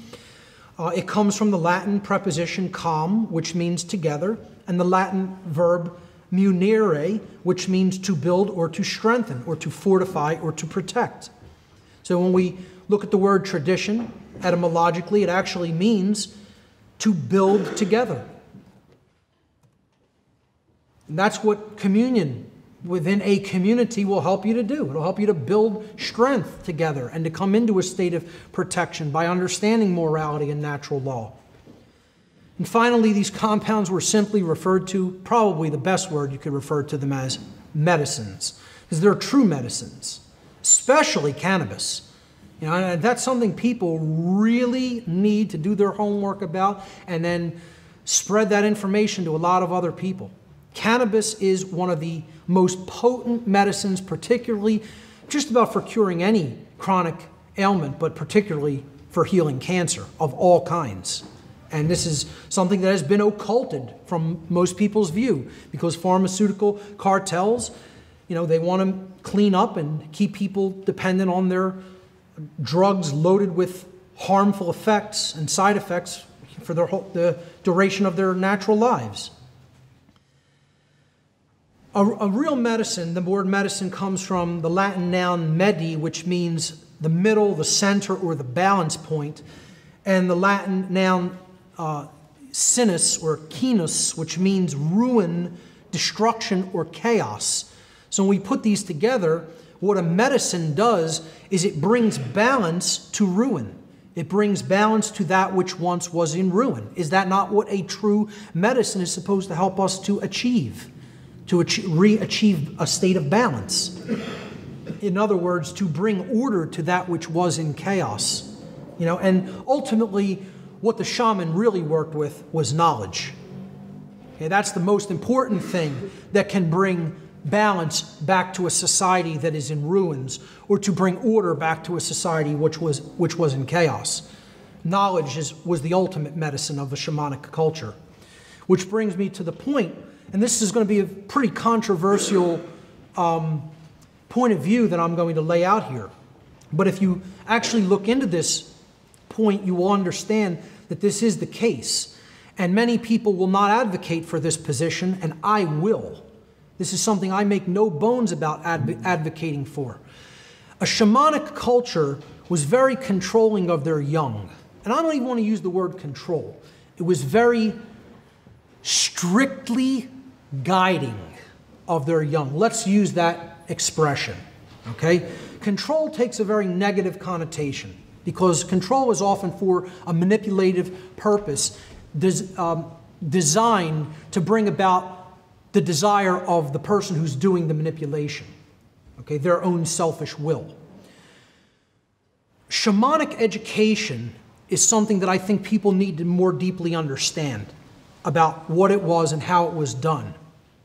I talked about this a little bit at the end of my last seminar, and started to talk about it at the end of the last time I was in Connecticut last year in the question and answer session.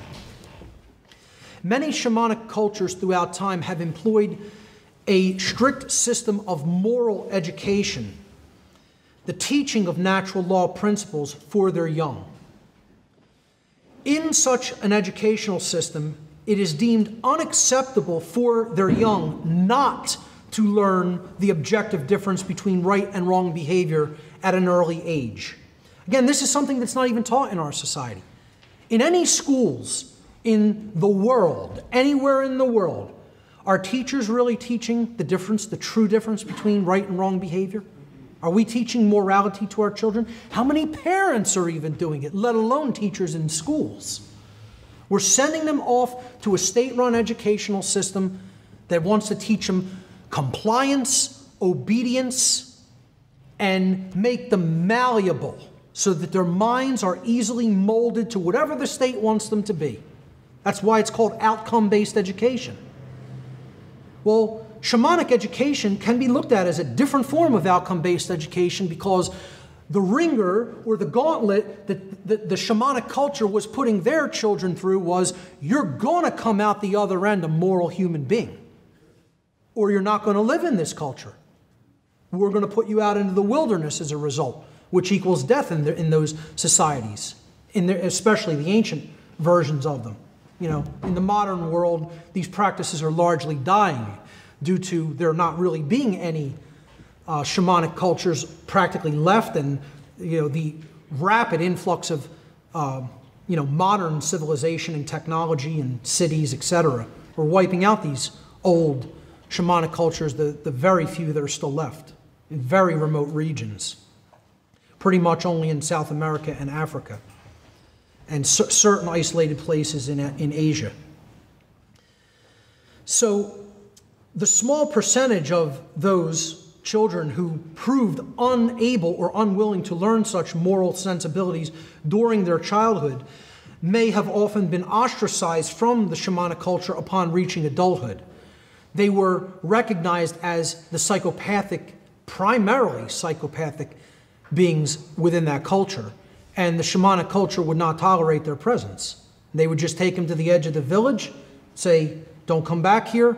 If you come back, it will be considered an act of aggression and you'll be dealt with. So the forest will deal with you. You know, and that's it.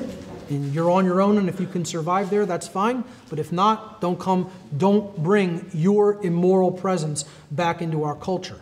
And I advocate for this methodology. So such child-rearing methods, and again, this is because, I'm not saying you want to be a total domineering parent over your child. What I'm saying is, a child is literally like a blank hard drive.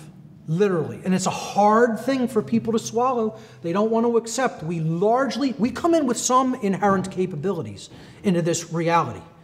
But largely, what we become in our adult years is the product of what goes into the individual during their childhood developmental years. And this is something that is highly unpopular for most people to hear, and they'll fight with it to their bitter death, not for it to be that way. Because they don't want the responsibility of having to program the young properly, to put the software into that hard drive, to lay down the operating system, to lay down the format, to lay down the operating system, and to lay down the good software without bugs into that mind. They don't want that. You know? They think it's just magically going to work itself out, or they could turn the child over to the state, or God forbid, even worse, the television, and magically they'll grow up fine. Well, it doesn't work that way, folks. And that's part of the problem of this whole society, is we largely have a society of abandoned children running around this planet that didn't have a moral upbringing by their parents. I know I didn't. That's what led me into the dark occult. I was an ignorant child, thinking I knew what was really going on in this world. That's what pushed me right into the arms of Satanism. You know, because I didn't receive a moral upbringing at all. You know, everybody can say to an extent, our parents tried to get us to be good people. It's not good enough. Doesn't cut it. Sorry to burst your bubble. Get as offended as you want. If parents can't definitively teach objective knowledge of what is right and what is wrong to their young, there is absolutely no possibility of that child truly growing up as a true moral being. I didn't receive that information, that knowledge from my parents, my grandparents, or anybody else in my family. I received it from strangers who cared enough to either talk about that knowledge, record it in video presentations, record it in audio presentations, or write it down in books. And that's who raised me. Strangers raised me. No one in my family. And that's largely the case in most people's family. Those who do have family members who truly raise them are blessed individuals. And be thankful for those individuals in your life. What the shamanic culture, just to wrap up this slide, such child-rearing methods are one of the many reasons that shamanic cultures often display extremely low incidences of crime and mental illness compared with other cultures. They knew a simple principle. If garbage goes into a complex system like a computer, inevitably, invariably, garbage comes out of it. If you program a computer with a bad file system format, a bad operating system, bad software, you're not getting good output on the screen, on the printer, on the internet, or anywhere else the information goes out to. Not possible. You put good quality information and coding into that computer, you're going to get quality out of it. And that is largely how a human being works. I'm not saying we are computers. I always make that caveat because there's always people who say, he's getting up here and saying we're all computers. Not what I'm saying. I'm saying our fundamental thought and behavioral processes largely work like a computer, that if you put good information in to be taken in, understood, and then acted upon, then you're going to have good output through behavior. If you have bad information that you've fed that to, and that goes for bad food that you're putting into the body, bad information that you're programming in through media and through the school system, etc., you can only get garbage output on the screen of life called human behavior. And this has to be deeply understood because we're not truly educating our young at all, certainly not in a moral sense. That's shamanism in general, in a nutshell. Again, I'm only going to cursorily touch on these. That's all time allows for. The Comitian tradition. Okay, this is the ancient Egyptian system of moral teachings. The ancient Egyptian system of occult practices and beliefs. The Comitian people were from Egypt, which was then called Kemet, or Kem, simply Kem.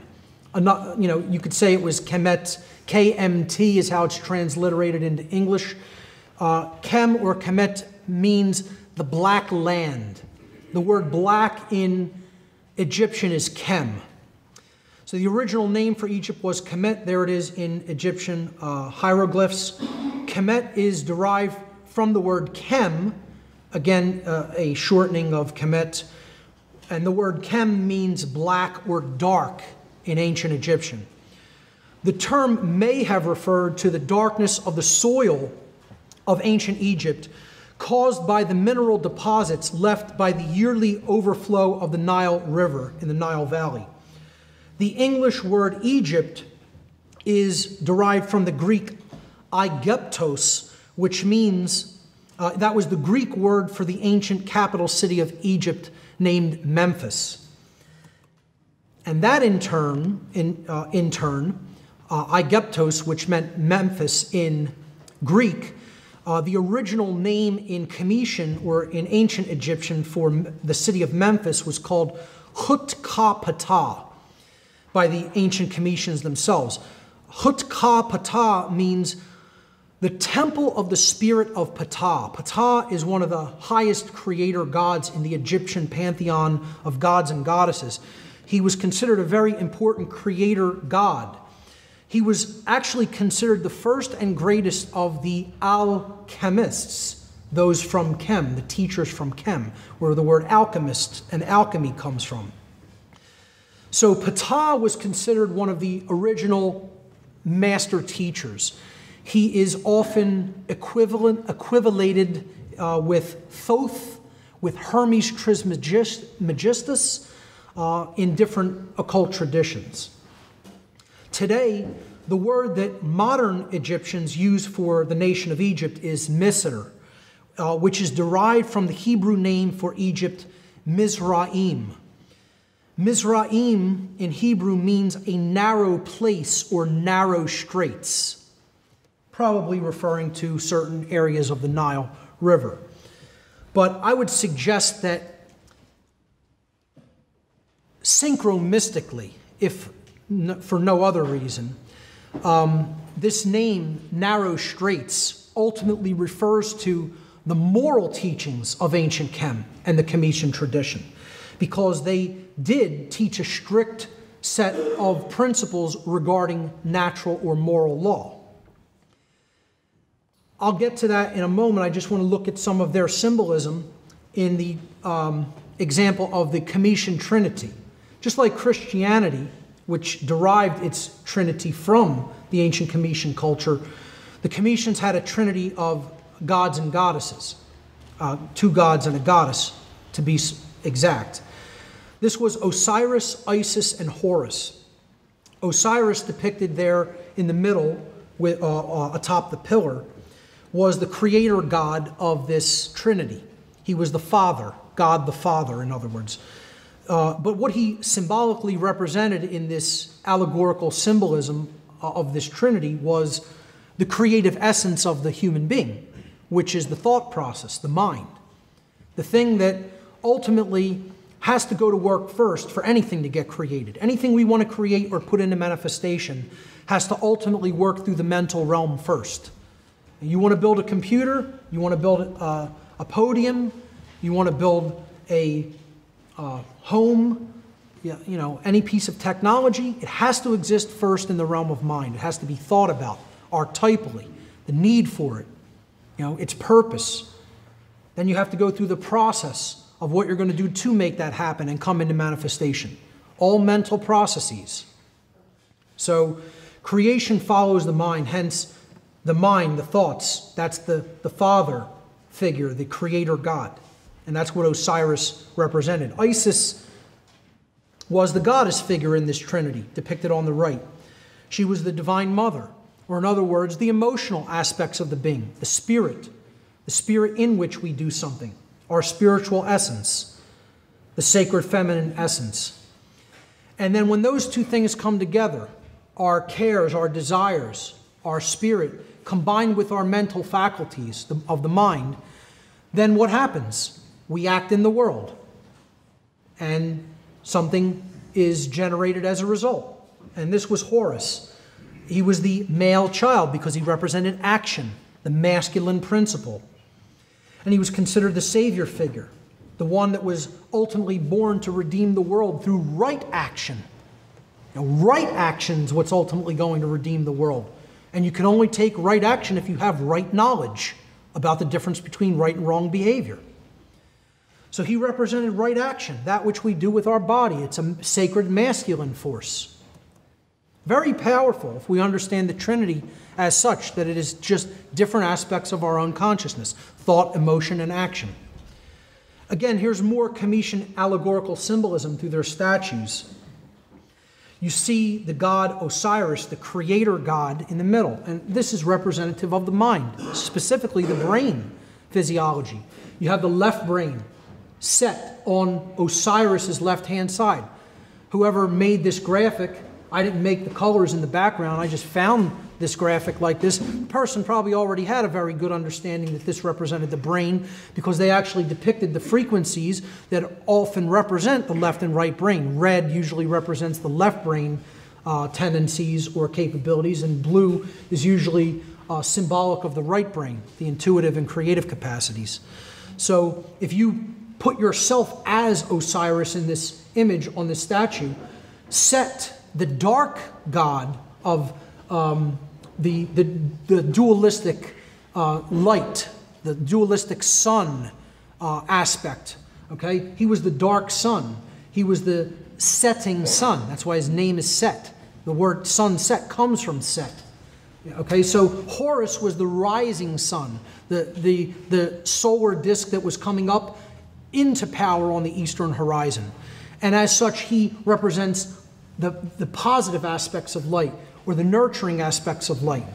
Okay, light coming into our presence and operating through the creative mind, operating through the right mind, through the compassionate and nurturing qualities, the sacred feminine, in other words.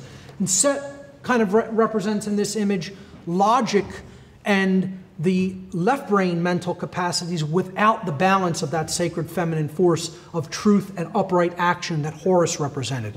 As such, Set was always a mischievous character in the Egyptian pantheon and the Egyptian stories, their allegorical stories. And he fought against Horus and ultimately conquers him and banishes him into the underworld where they have to do battle. And Horus has to use his willpower to conquer Set and then rise again on the eastern horizon to rejuvenate the world through light and right action. It's an allegory about knowledge and how knowledge can be used for good or ill. And if you use just pure intellect without the balance of the right brain, morality and compassion, then you're going toward a dark path.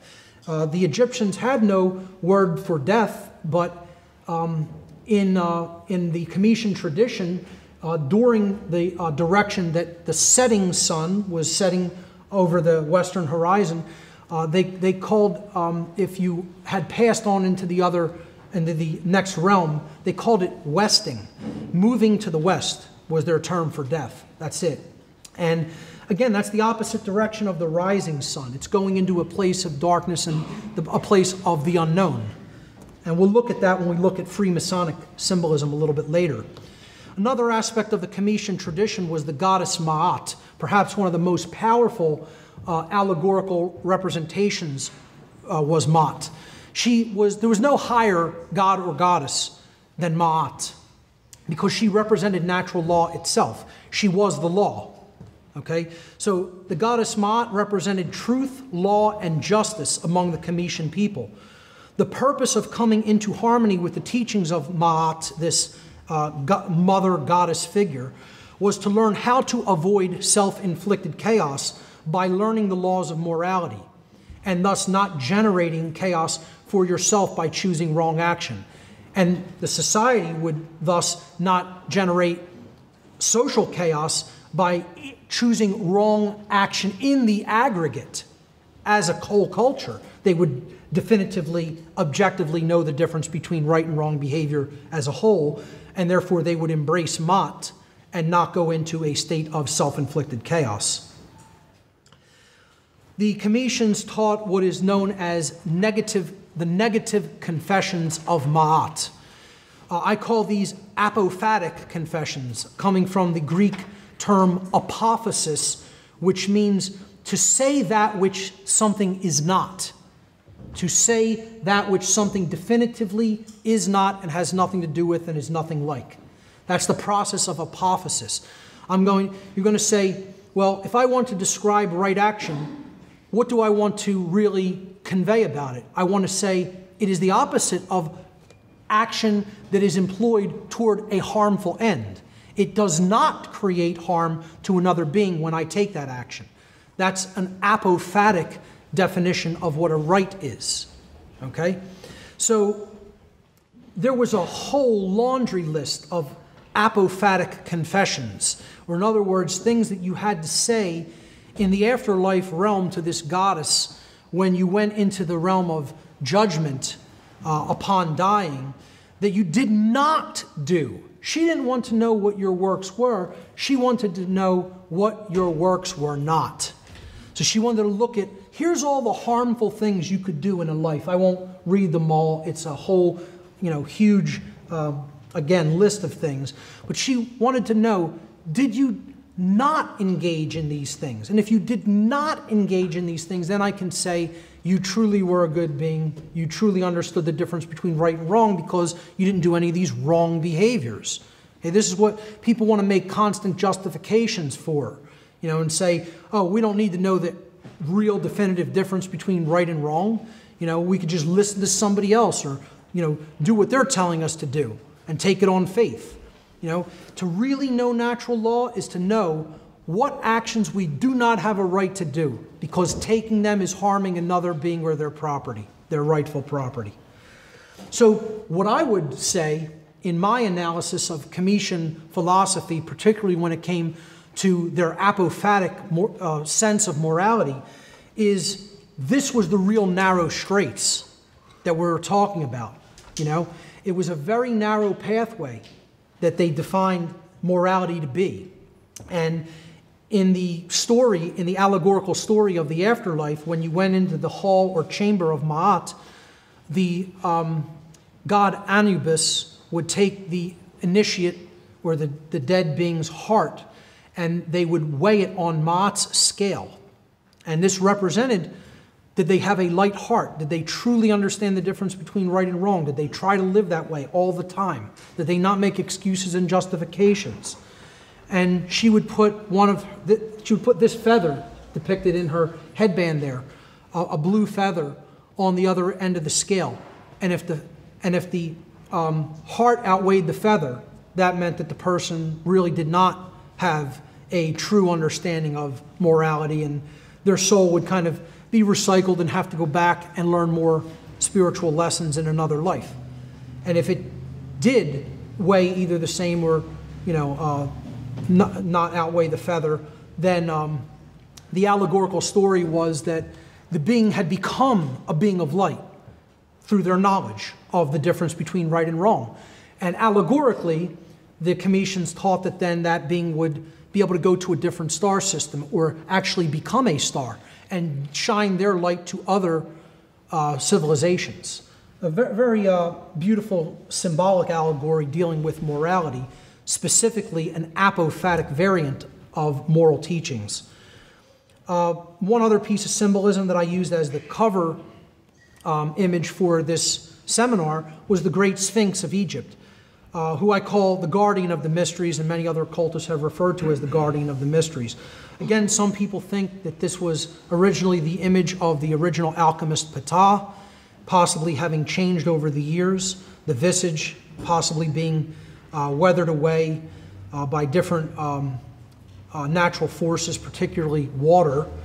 A lot of revisionist Egyptologists and revisionist historians have clearly demonstrated that there were deluges and floodwaters in that part of the world over 10,000 years ago, 11,000 years ago, and the Sphinx's weathering is clearly water-derived.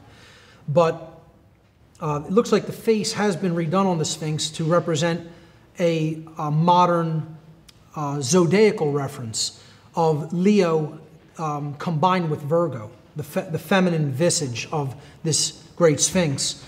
Also, you could look at that as representing the feminine aspect of natural law. So really what we're looking at here is a zodiac in stone representing the rising of the sun during the spring equinox at approximately 12,000 or so years ago. Let's look at the tradition of alchemy, the occult tradition known as alchemy. Again, this came out of the Egyptian tradition. So it's going to have a lot of similar teachings regarding morality. And ultimately, that's what, again, to reemphasize, it's what all these traditions were about, teaching morality to their adherents, teaching the difference between right and wrong, and teaching how natural law operates so we could transform from a being that is in ignorance of that knowledge to a being that is actually enlightened to that knowledge and then could practically put that knowledge into work in real life. So, I call this section Alchemy Out of Darkness and Into Light. Alchemy literally means from chem. Al is a prefix that means from or related to or out of. And then chem, of course, meant black in ancient Egyptian and was often the name used for Egypt. So it was from darkness, out of darkness. Alchemy is an occult tradition taught through allegories. An allegory, again, is a cryptic story, poem, or picture that can be interpreted or decoded in order to reveal a hidden meaning, typically a moral lesson. Again, as we were breaking down those statues in the Comitian tradition, allegorically, what lesson were they trying to communicate to people by building statues? And you'd have to know the background of the story of these gods to really be able to decode what the allegory is. Showing that statue to somebody who's never heard of Horus, Osiris, or Isis wouldn't really do much. But if you understand the verbal traditions and the written stories about those gods, then you understand what they represented and the allegory can be decoded. That's how occultism works. It works through relational and correlative thinking. So the alchemy is taught through allegory, through symbols and allegory, as many occult traditions are. In the tradition of alchemy, it is asserted that all base modes of human consciousness, which are called base metals in alchemy, again, in alchemy you're dealing with the transmutation of metals from one form into another form. But they're not really talking about metals. Okay, they're talking about qualities of human consciousness. That's what these metals are. They're modalities of consciousness. So it's taught that the base modalities of human consciousness, or base metals, are actually imperfections of pure consciousness, or what the alchemists symbolically called gold consciousness. And that all metals are ordained by nature to become the perfect, quote, gold of the sun, or in other words, enlightened consciousness or enlightened beings. The alchemist then seeks to remove from his or her thoughts, emotions, and actions their disorderly imperfections or base characteristics in order to bring them to their true state of natural order, in other words, harmony with natural law, and to transmute them into, quote, alchemical gold, which again represented the purification of mind, body, and spirit. Now notice this is again an apophatic tradition. It works through a negative pathway. You're starting with something and you are breaking it down and removing the impurities.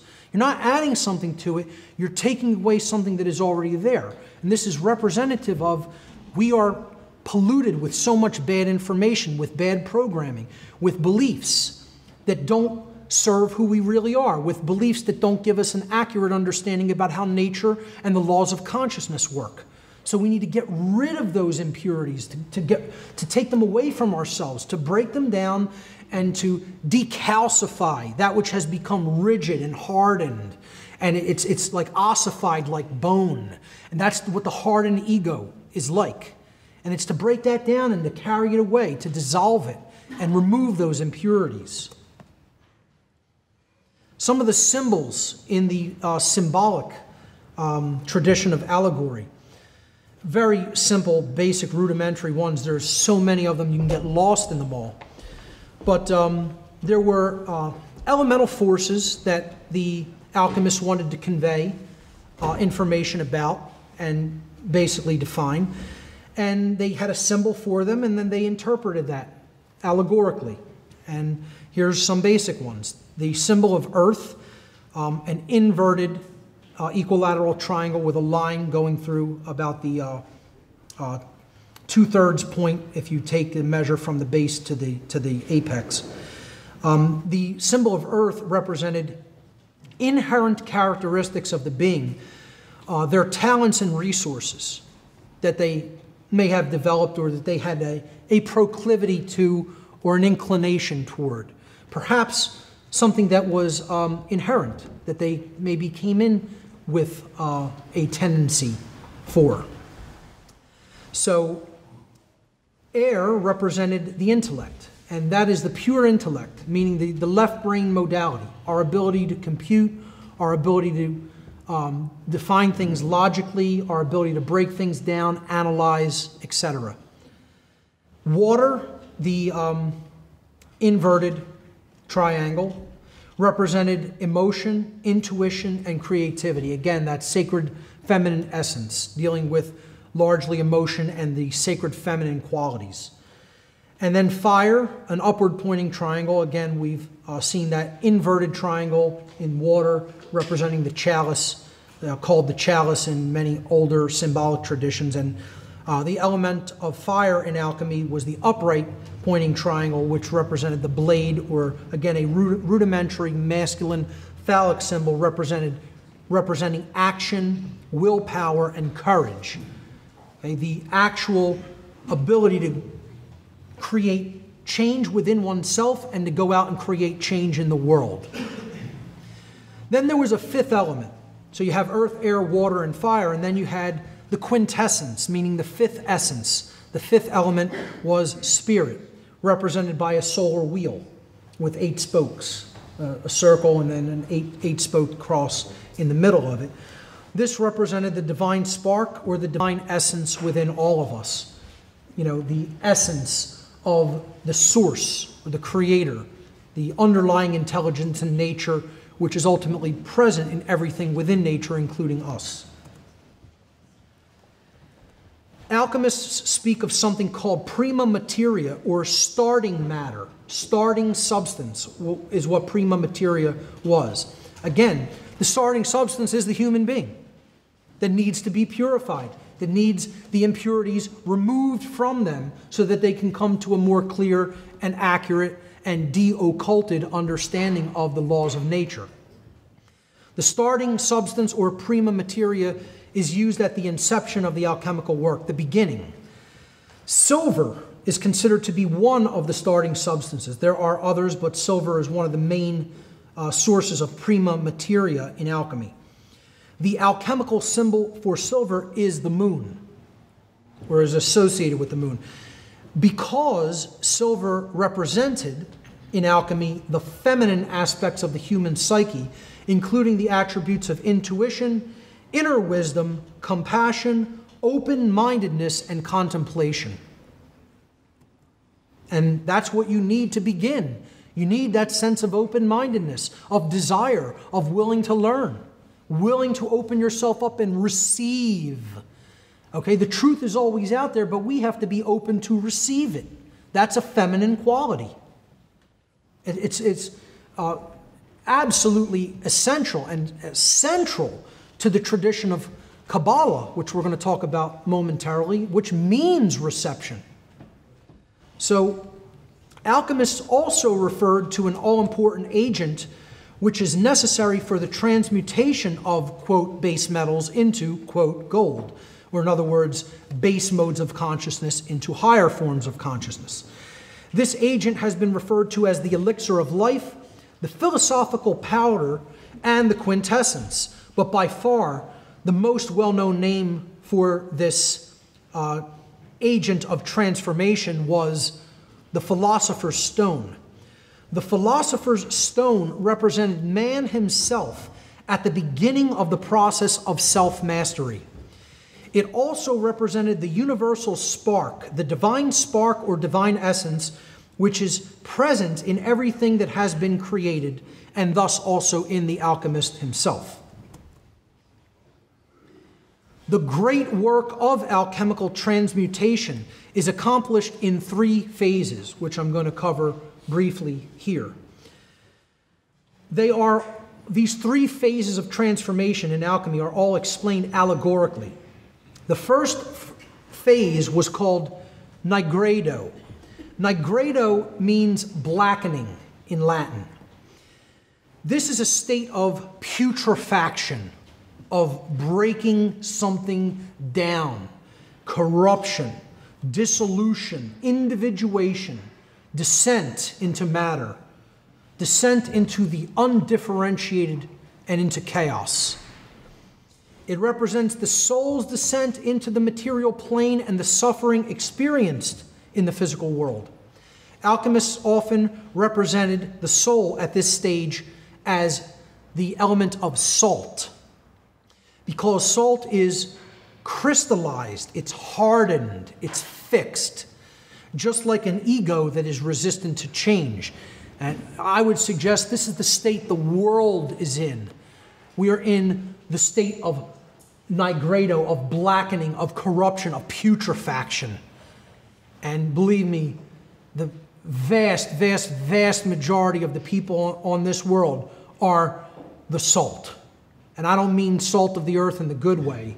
They're crystallized, they're hardened, they're resistant to change, and they need to be dissolved and broken down mentally, emotionally, spiritually.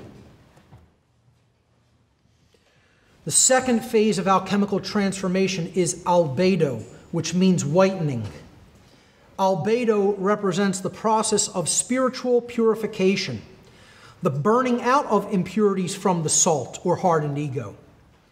The salt in this step is reduced into quicksilver or mercury, which represents fluidity, and the process of rapid mental, emotional, and spiritual change, and the strengthening of the sacred feminine essence, leading to the engagement of the imagination.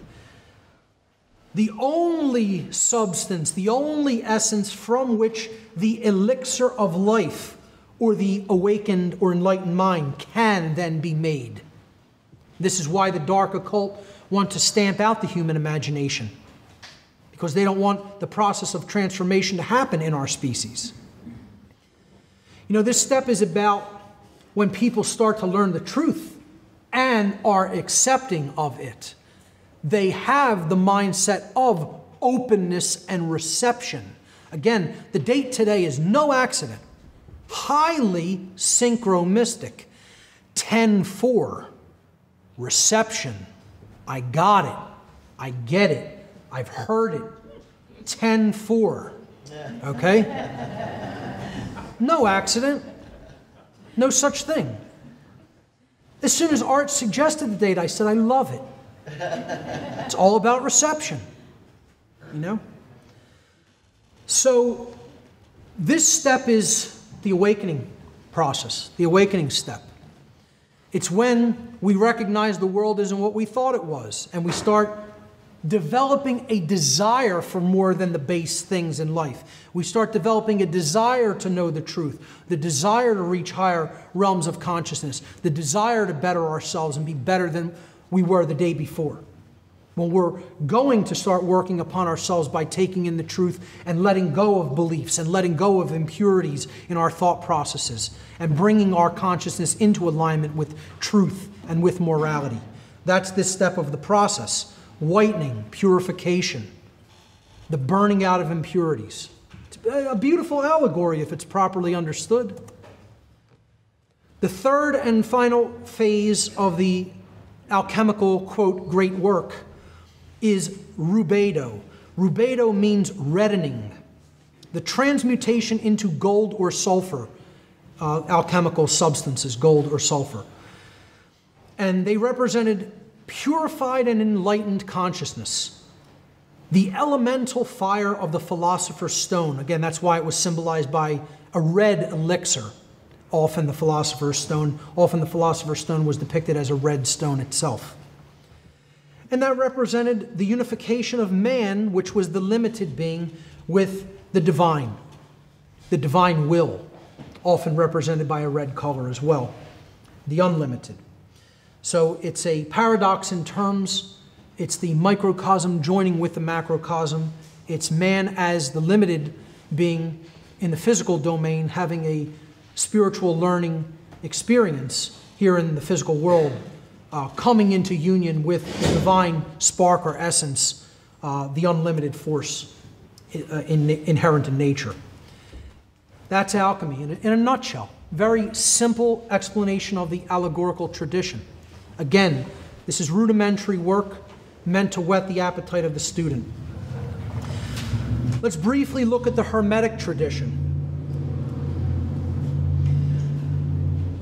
A quote, which is an inscription from the ruins at the Delphic Oracle in Greece. Heed these words, ye who wish to probe the depths of nature.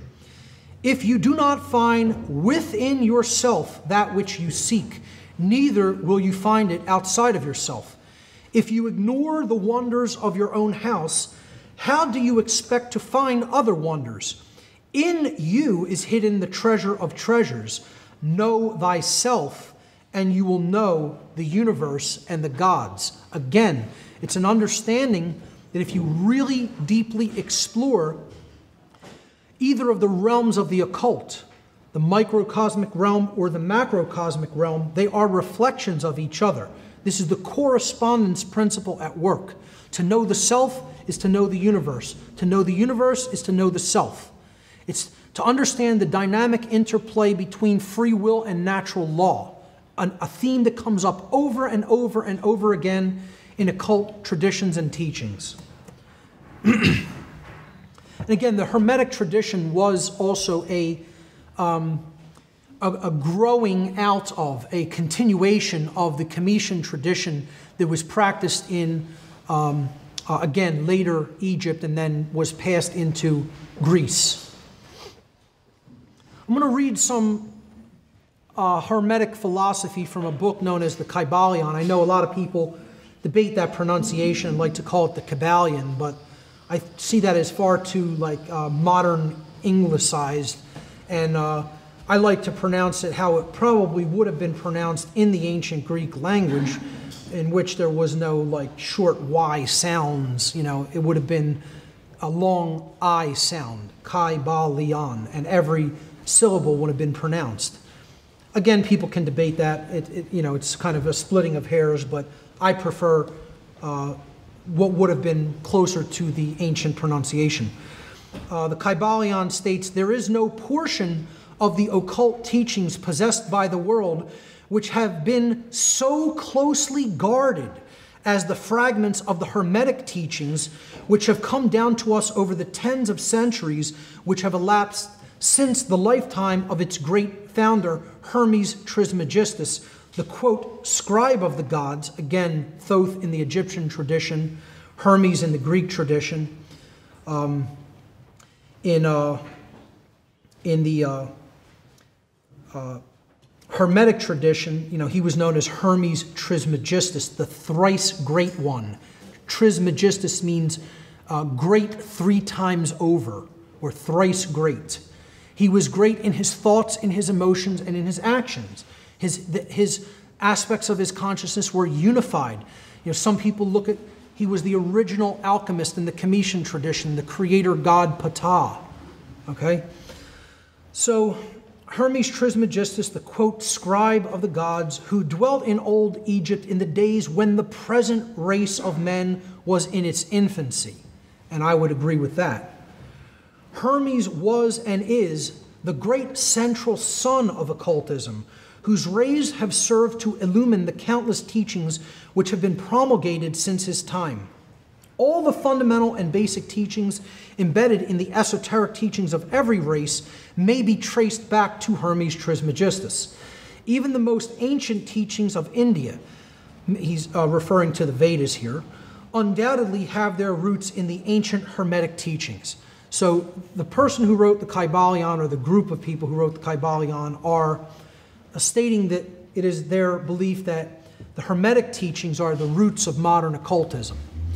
You know, I tend to look at ancient Cometian philosophy as being even older than even the Hermetic tradition, and perhaps shamanism being even more than that. In this section, I'm going to go for about another 15 minutes, and then we're going to break for lunch. More from the Kybalion. The life work of Hermes seems to have been in the direction of planting the great seed truth which has grown and blossomed in so many strange forms, rather than to establish a school of philosophy which would dominate the world's thought. Again, he's trying to make it clear that the Hermetic tradition was a collection of teachings, a body of knowledge, not one specific dogmatic religion or one set of teaching. But nevertheless, the original truths taught by Hermes have been kept intact in their original purity by a few men in each age who, refusing great numbers of half-developed students and followers, followed the Hermetic custom and reserved their truth for the few who were ready to comprehend and master it. They're describing occultism. They hid the truth from those who did not really want it, or they knew would not use it wisely. In other words, their motto or their dictate was no pearls before swine. Okay? I see it as kind of an elitist ideology, and I'll tell you why I don't necessarily agree with it. They're going to talk about the people who didn't agree with this approach. In the modern day, I'm certainly one of them. Now, perhaps in those times things would have been different, but I'll tell you what, with the world on the brink of collapse and chaos the way it is now, the likes of which humanity may never have seen, the likes of the kind of chaos we're likely to see in our lifetimes possibly, I don't even think some of the old Hermetic teachers would have advocated secrecy in today's world. They would have advocated taking this knowledge and propagating it as widely and as freely as possible. At least I hope so. I hope they would have taken that position. But that's the position I take anyway. They followed the Hermetic custom and reserved their truth for the few who were ready to comprehend and master it. From lip to ear, the truth has been handed down among the few. There have always been a few initiates in each generation in the various lands of the earth who kept alive the sacred flame of the Hermetic teachings, and such have always been willing to use their lamps to relight the lesser lamps of the outside world, when the light of truth grew dim and became clouded by reason of neglect, and when the wicks became clogged with foreign matter.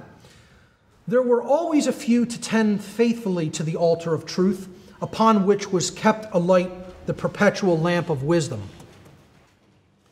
These men have never sought popular approval, nor numbers of followers. They are indifferent to these things, for they know how few there are in each generation who are ready for the truth, or who would recognize it if it were presented to them. Now, I don't make any bones about that. Yeah, there's few people who are very prepared and ready to receive truth, and if it's presented to them, they're going to accept it readily. Few people are already prepared through knowledge and open-mindedness and humbleness enough to simply open up their mind and heart and receive truth. Not in this world. I know that's not how it happened for me. I suffered beating the red-hot sword with the iron hammer. in a forge of suffering. That's what got me to finally wake up and break my ego down. You know, hardcore fire of purification did it for me. But, you know, I speak this information to try to explain to people you don't have to go through that process. If you will listen to wisdom and truth, then you don't have to go through that deep level of suffering. But most people seem to want it. To go back to this quote, these teachers reserved the, quote, strong meat for men, while others furnished the, quote, milk for babes. They reserve their pearls of wisdom for the few elect who recognize their value and who wear them in their crowns instead of casting them before the materialistic, vulgar swine who would trample those teachings in the mud and mix them with their disgusting mental food. But still these men have never forgotten or overlooked the original teachings of Hermes regarding the passing on of the words of truth to those ready to receive it. Their customary attitude has always been strictly in accordance with the other Hermetic aphorism, quote, the lips of wisdom are closed except to the ears of understanding. Now, people could say, well, I have stated in the past, I'm putting out my work for the people who are ready to become teachers themselves, and they are ready to receive it. I've made no bones about the fact I can't make anybody take this information if they don't want to hear it, or if they're not interested.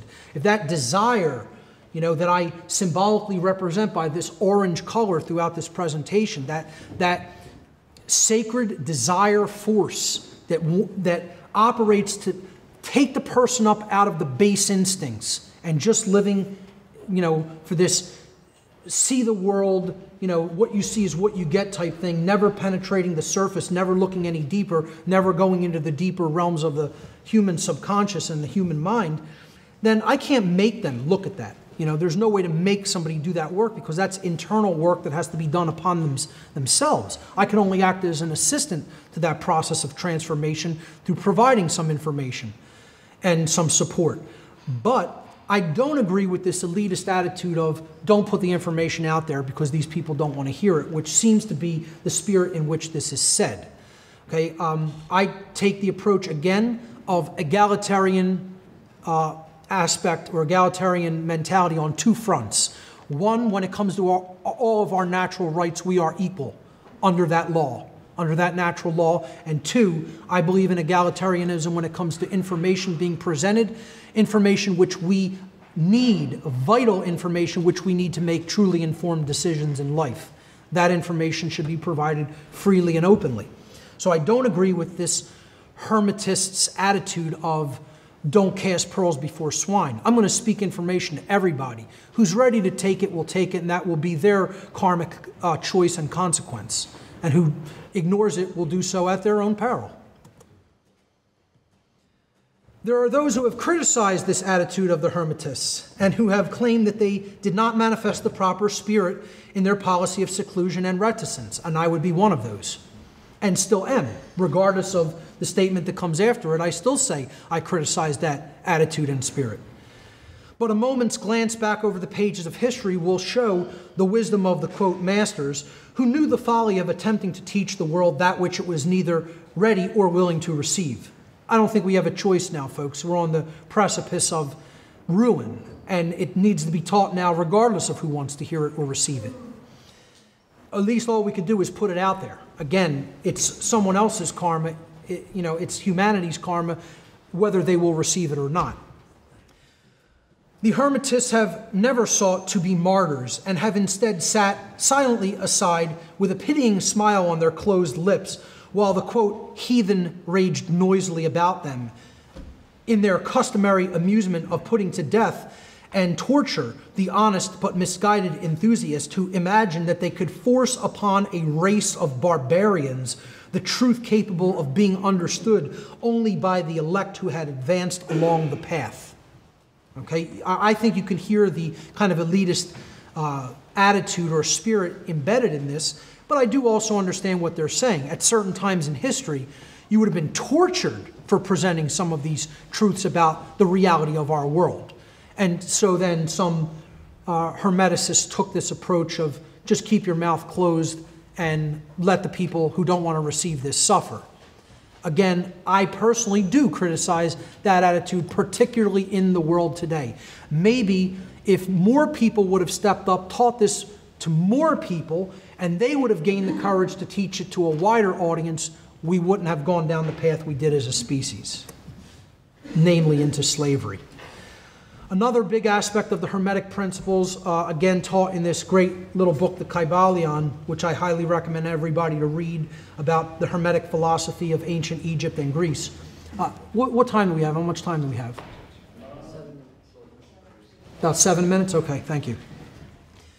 The Hermeticists taught 7 basic overarching operating principles in nature. The principle of mentalism, which essentially, I've already covered that. It states anything that is going to be manifested in reality must first exist in the realm of mind. As a matter of fact, all of nature is ultimately a mental construct at the deepest level, and matter is a construct for experience and growth in consciousness. As such, is solidity, is matter truly physically real? It is a quantum fluctuation in the vacuum. It's a holographic quantum experience that is necessary for growth and development of consciousness. So, that doesn't mean I go into the full right brain imbalance mode that many New Agers and religionists take, that this is all an inferior realm matter is, and we shouldn't try to act and create any real world change here. No, that's not a state of balance, that's right brain imbalance. Balance means you have your head in the cosmos, meaning you are at a higher level of consciousness in how you're operating, and you understand that matter may be a constructural thing to provide learning for the soul, but you have your feet firmly planted on the ground, anchored in the real world, taking real world action to better yourself and to help better others. So that's the principle of mentalism. Correspondence is the aphorism of as above, so below, or as within, so without. The microcosm reflects the macrocosm, and the macrocosm reflects the microcosm.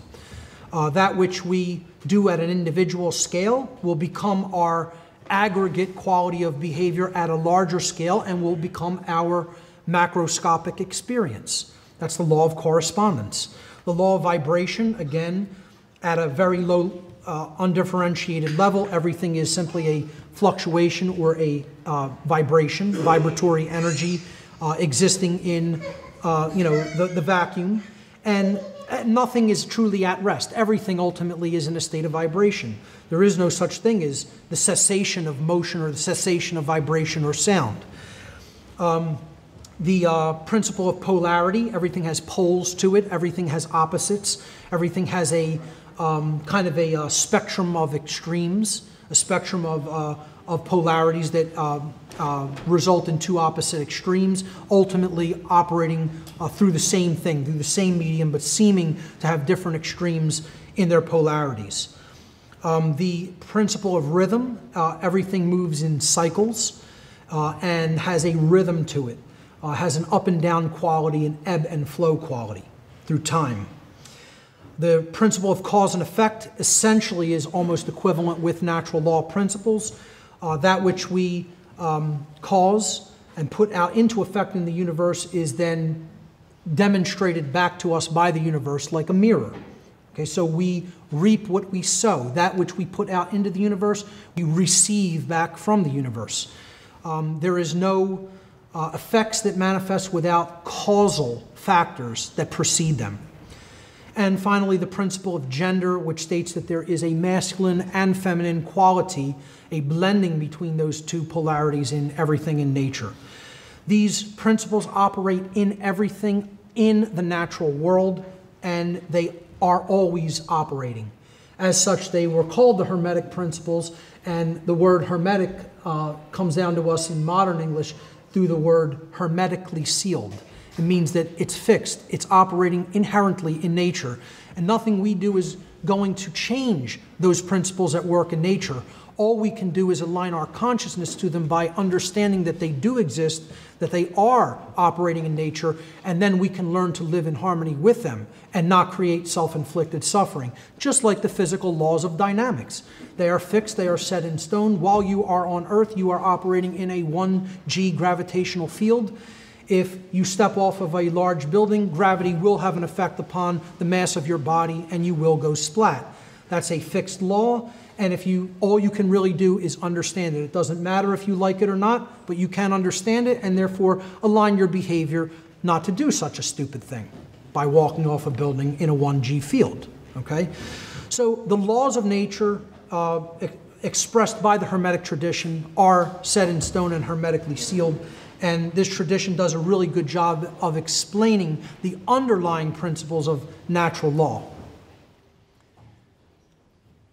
I think we'll leave it there for this morning session, and in the second session we will meet at exactly 2 p.m. Please come back a little bit before then, like if you could be back around 2, that would be great, so you could take your seats and get ready. I'm going to start exactly at 2 p.m. Thank you.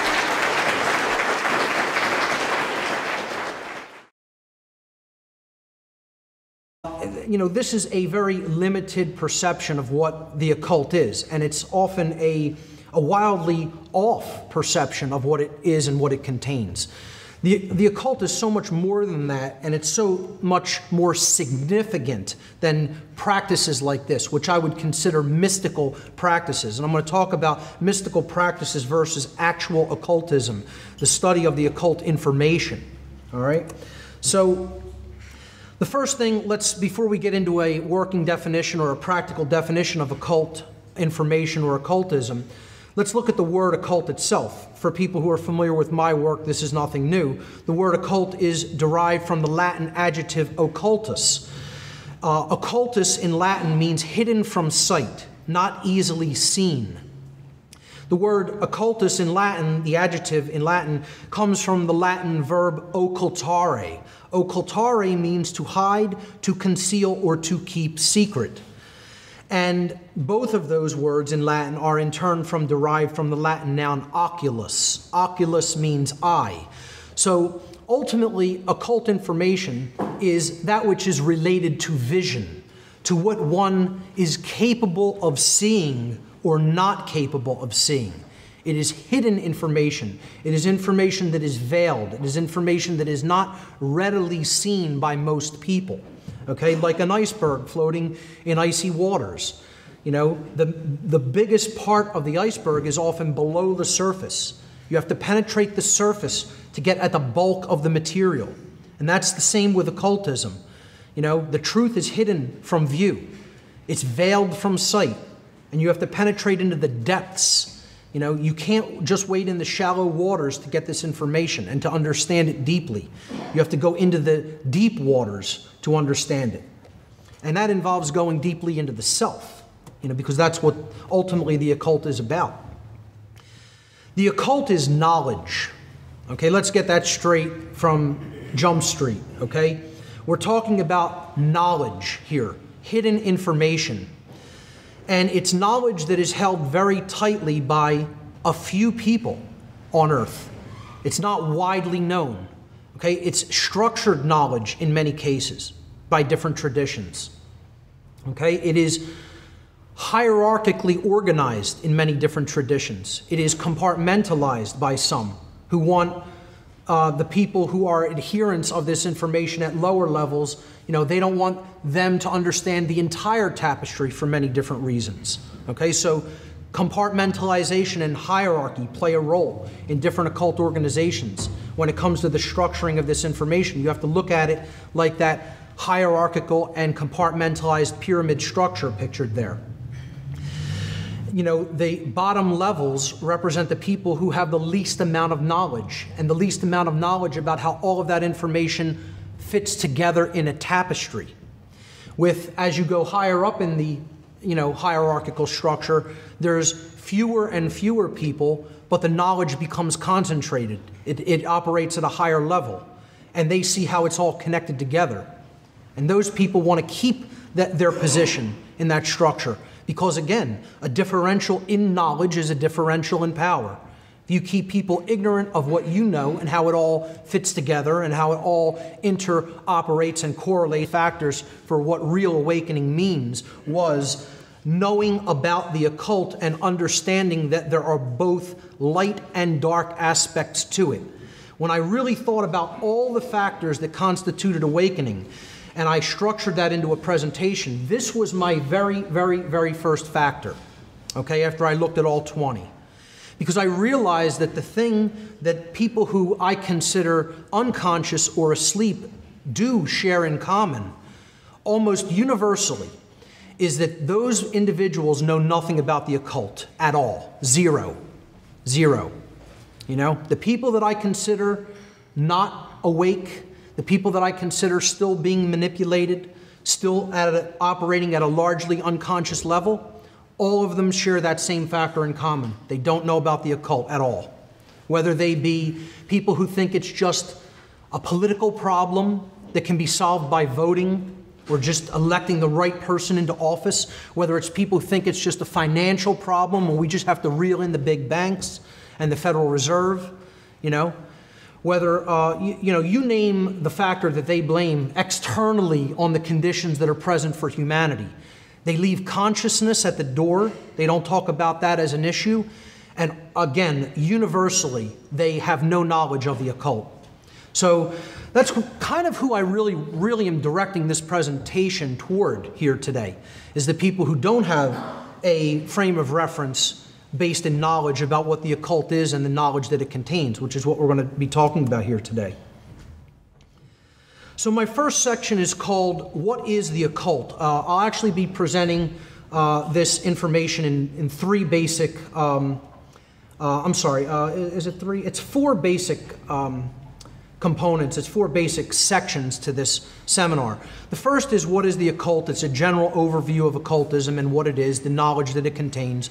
The second section of the presentation will be occult traditions, and I'll be breaking down in a very rudimentary way, because time doesn't allow to go into any depth, several different occult traditions. The third section of the presentation, I'll be breaking down many different occult symbols, some of the more prevalent symbols involved in occult symbology. And then in the last section, more likely than not at the end of the dinner break that we'll be taking, I'll be doing a case study in occult symbolism by presenting some of the very deep, spiritually significant symbolism in the major arcana of the tarot deck. And that'll be the last part of the presentation. So the first section, again, is what is the occult and why should you know about it? Why is it so important to know what the occult really is? People have different ideas of what is meant by the word occult. You say this to some people and they immediately think of an image like this, a conjuration of a demon, okay? And I'm not going to tell you that there aren't specific occult practices that may, involve something like this, or people believe, that this can be done or attempt to do it or possibly even do it. But, this is like more of a Hollywood variant, a Hollywood conception of what people think of as going on in the occult. You think of, those rebellious teenagers out in the woods with the black robes, with a bonfire lit, sacrificing some animals, okay? Impulses to possibly reject information that I'm going to present here today based on initial emotional response or reaction to what I'm saying. It is a logical fallacy to gauge the veracity or truthfulness of any information based upon your emotions, how you feel when you first hear it. So you may be upset, you may be a little scared. You have to put those emotions aside and try to gauge the information rationally. It can be very difficult. It's a difficult process, and I recognize fully what I'm asking people to do by making that statement. Another little caveat, this seminar is a tapestry of information. It's like a jigsaw puzzle. It is meant to be taken in as a whole, connected together, okay, in its entirety. To gain the maximum value from this whole seminar, I highly recommend that you stay for the duration of the whole seminar. Otherwise, you will most likely not recognize the patterns inherent to this tapestry, and more likely than not, you'll have wasted your time and money.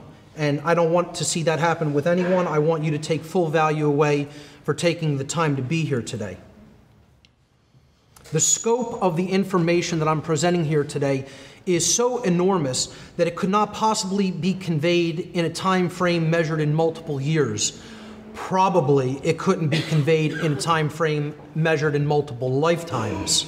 Okay? This is a lifelong study. You could not possibly present the entirety of occult information in one seminar. Okay? I couldn't teach that to someone.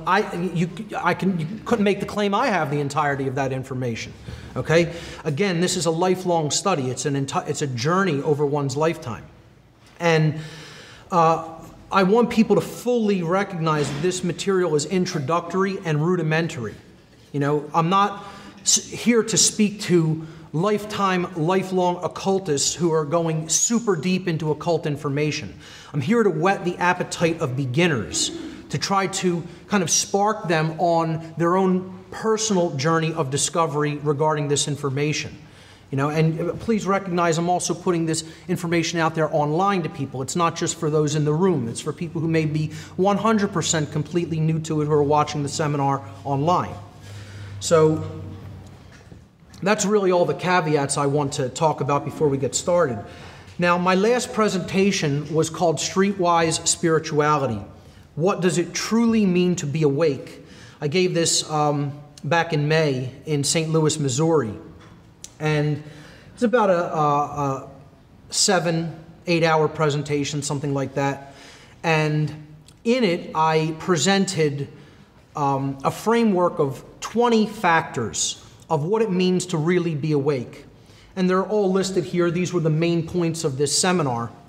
I'm not going to read every one of them, but I just want to really say that what this presentation here today is it's kind of unpacking the number one factor that I presented in that seminar, Streetwise Spirituality. I said that the number one factor for what it really means to be awake, not this New Age hokum, New Age perception of what awakening means, but a very practical, feet on the ground, streetwise approach to spirituality. In that framework, what does it mean to be awake? My number one factor in my list of material before. So all I could really do with this material, it's not like I'm inventing anything. I'm just presenting what's already there. All I can really do is present it in a personalized style, my own particular personalized style and aesthetics applied to it. That's all. But for people who are expecting, you know, radically new material here, you know, that's, you know, not the point of this. The point of this is to bring what's already going on around us in our world to people's attention so that they can understand it more easily. My presentation style has been described by some people as very intense. I consider that fair. I'm an intense person. The truth is intense, okay? Some people will say that I'm combative, and I don't deny that too, because, like I said, the truth is combative by its very nature. The truth is at war with deception. The truth is at war with mind control, all right? The truth is at war with the forces of evil at work in our world. By that very nature, it's belligerent. It's a warlike force, truth, you know, if it's wielded properly. If people get angered or upset by some of the comments that I make during the course of the presentation, fine, so be it. Feel those emotions, let them run through you. But, you know, I would say don't let those emotions, if they are, you know, negative or if they are emotions of anger for some of the things that I say, try not to let that color what you feel about the information that's being presented regarding whether it's true or not, okay? That's called emotional mind control, falling into that trap. And, you know, that's something that people really need to look out for. I don't present the information that I present, or I didn't decide to become a public speaker because this is just information I'm interested in or because I like doing this. Okay? I always have to laugh at people, especially in my personal life, who say, Mark, this is just stuff that you're interested in. okay? I tell them you have to be out of your mind if you think, telling people about that the world is in a state of slavery and mind control is my personal interests, So I don't do this with my time because I want to be liked, because I want to be popular, because I want to make friends, or because I want to make money. I don't do it for any of those reasons. I don't really particularly want to do this with my time. I do it because I recognize that in a time of universal deceit and deception that we're living in, and universal ignorance that the public is in, that I have a moral obligation to bring this information to public awareness so that humanity can turn the situation around, if there's still time left to do so. That's why I do what I do. Two other things people should try to do to take full value away from this whole seminar, and that's set your perceptions aside of me as the presenter. Very difficult for some people to do. Some people watch a presentation, they focus on the presenter the whole time. The sound of their voice, the way they dress, their mannerisms, their inflections, okay? You want to try to focus on the information as much as possible, not me. I'm not the important thing here, the information is. And two, be consciously aware, as I've already said, of your own.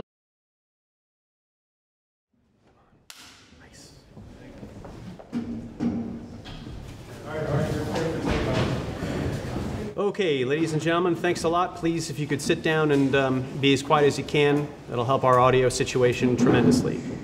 Mark is going to kick off right now. Ladies and gentlemen, Mark Passio.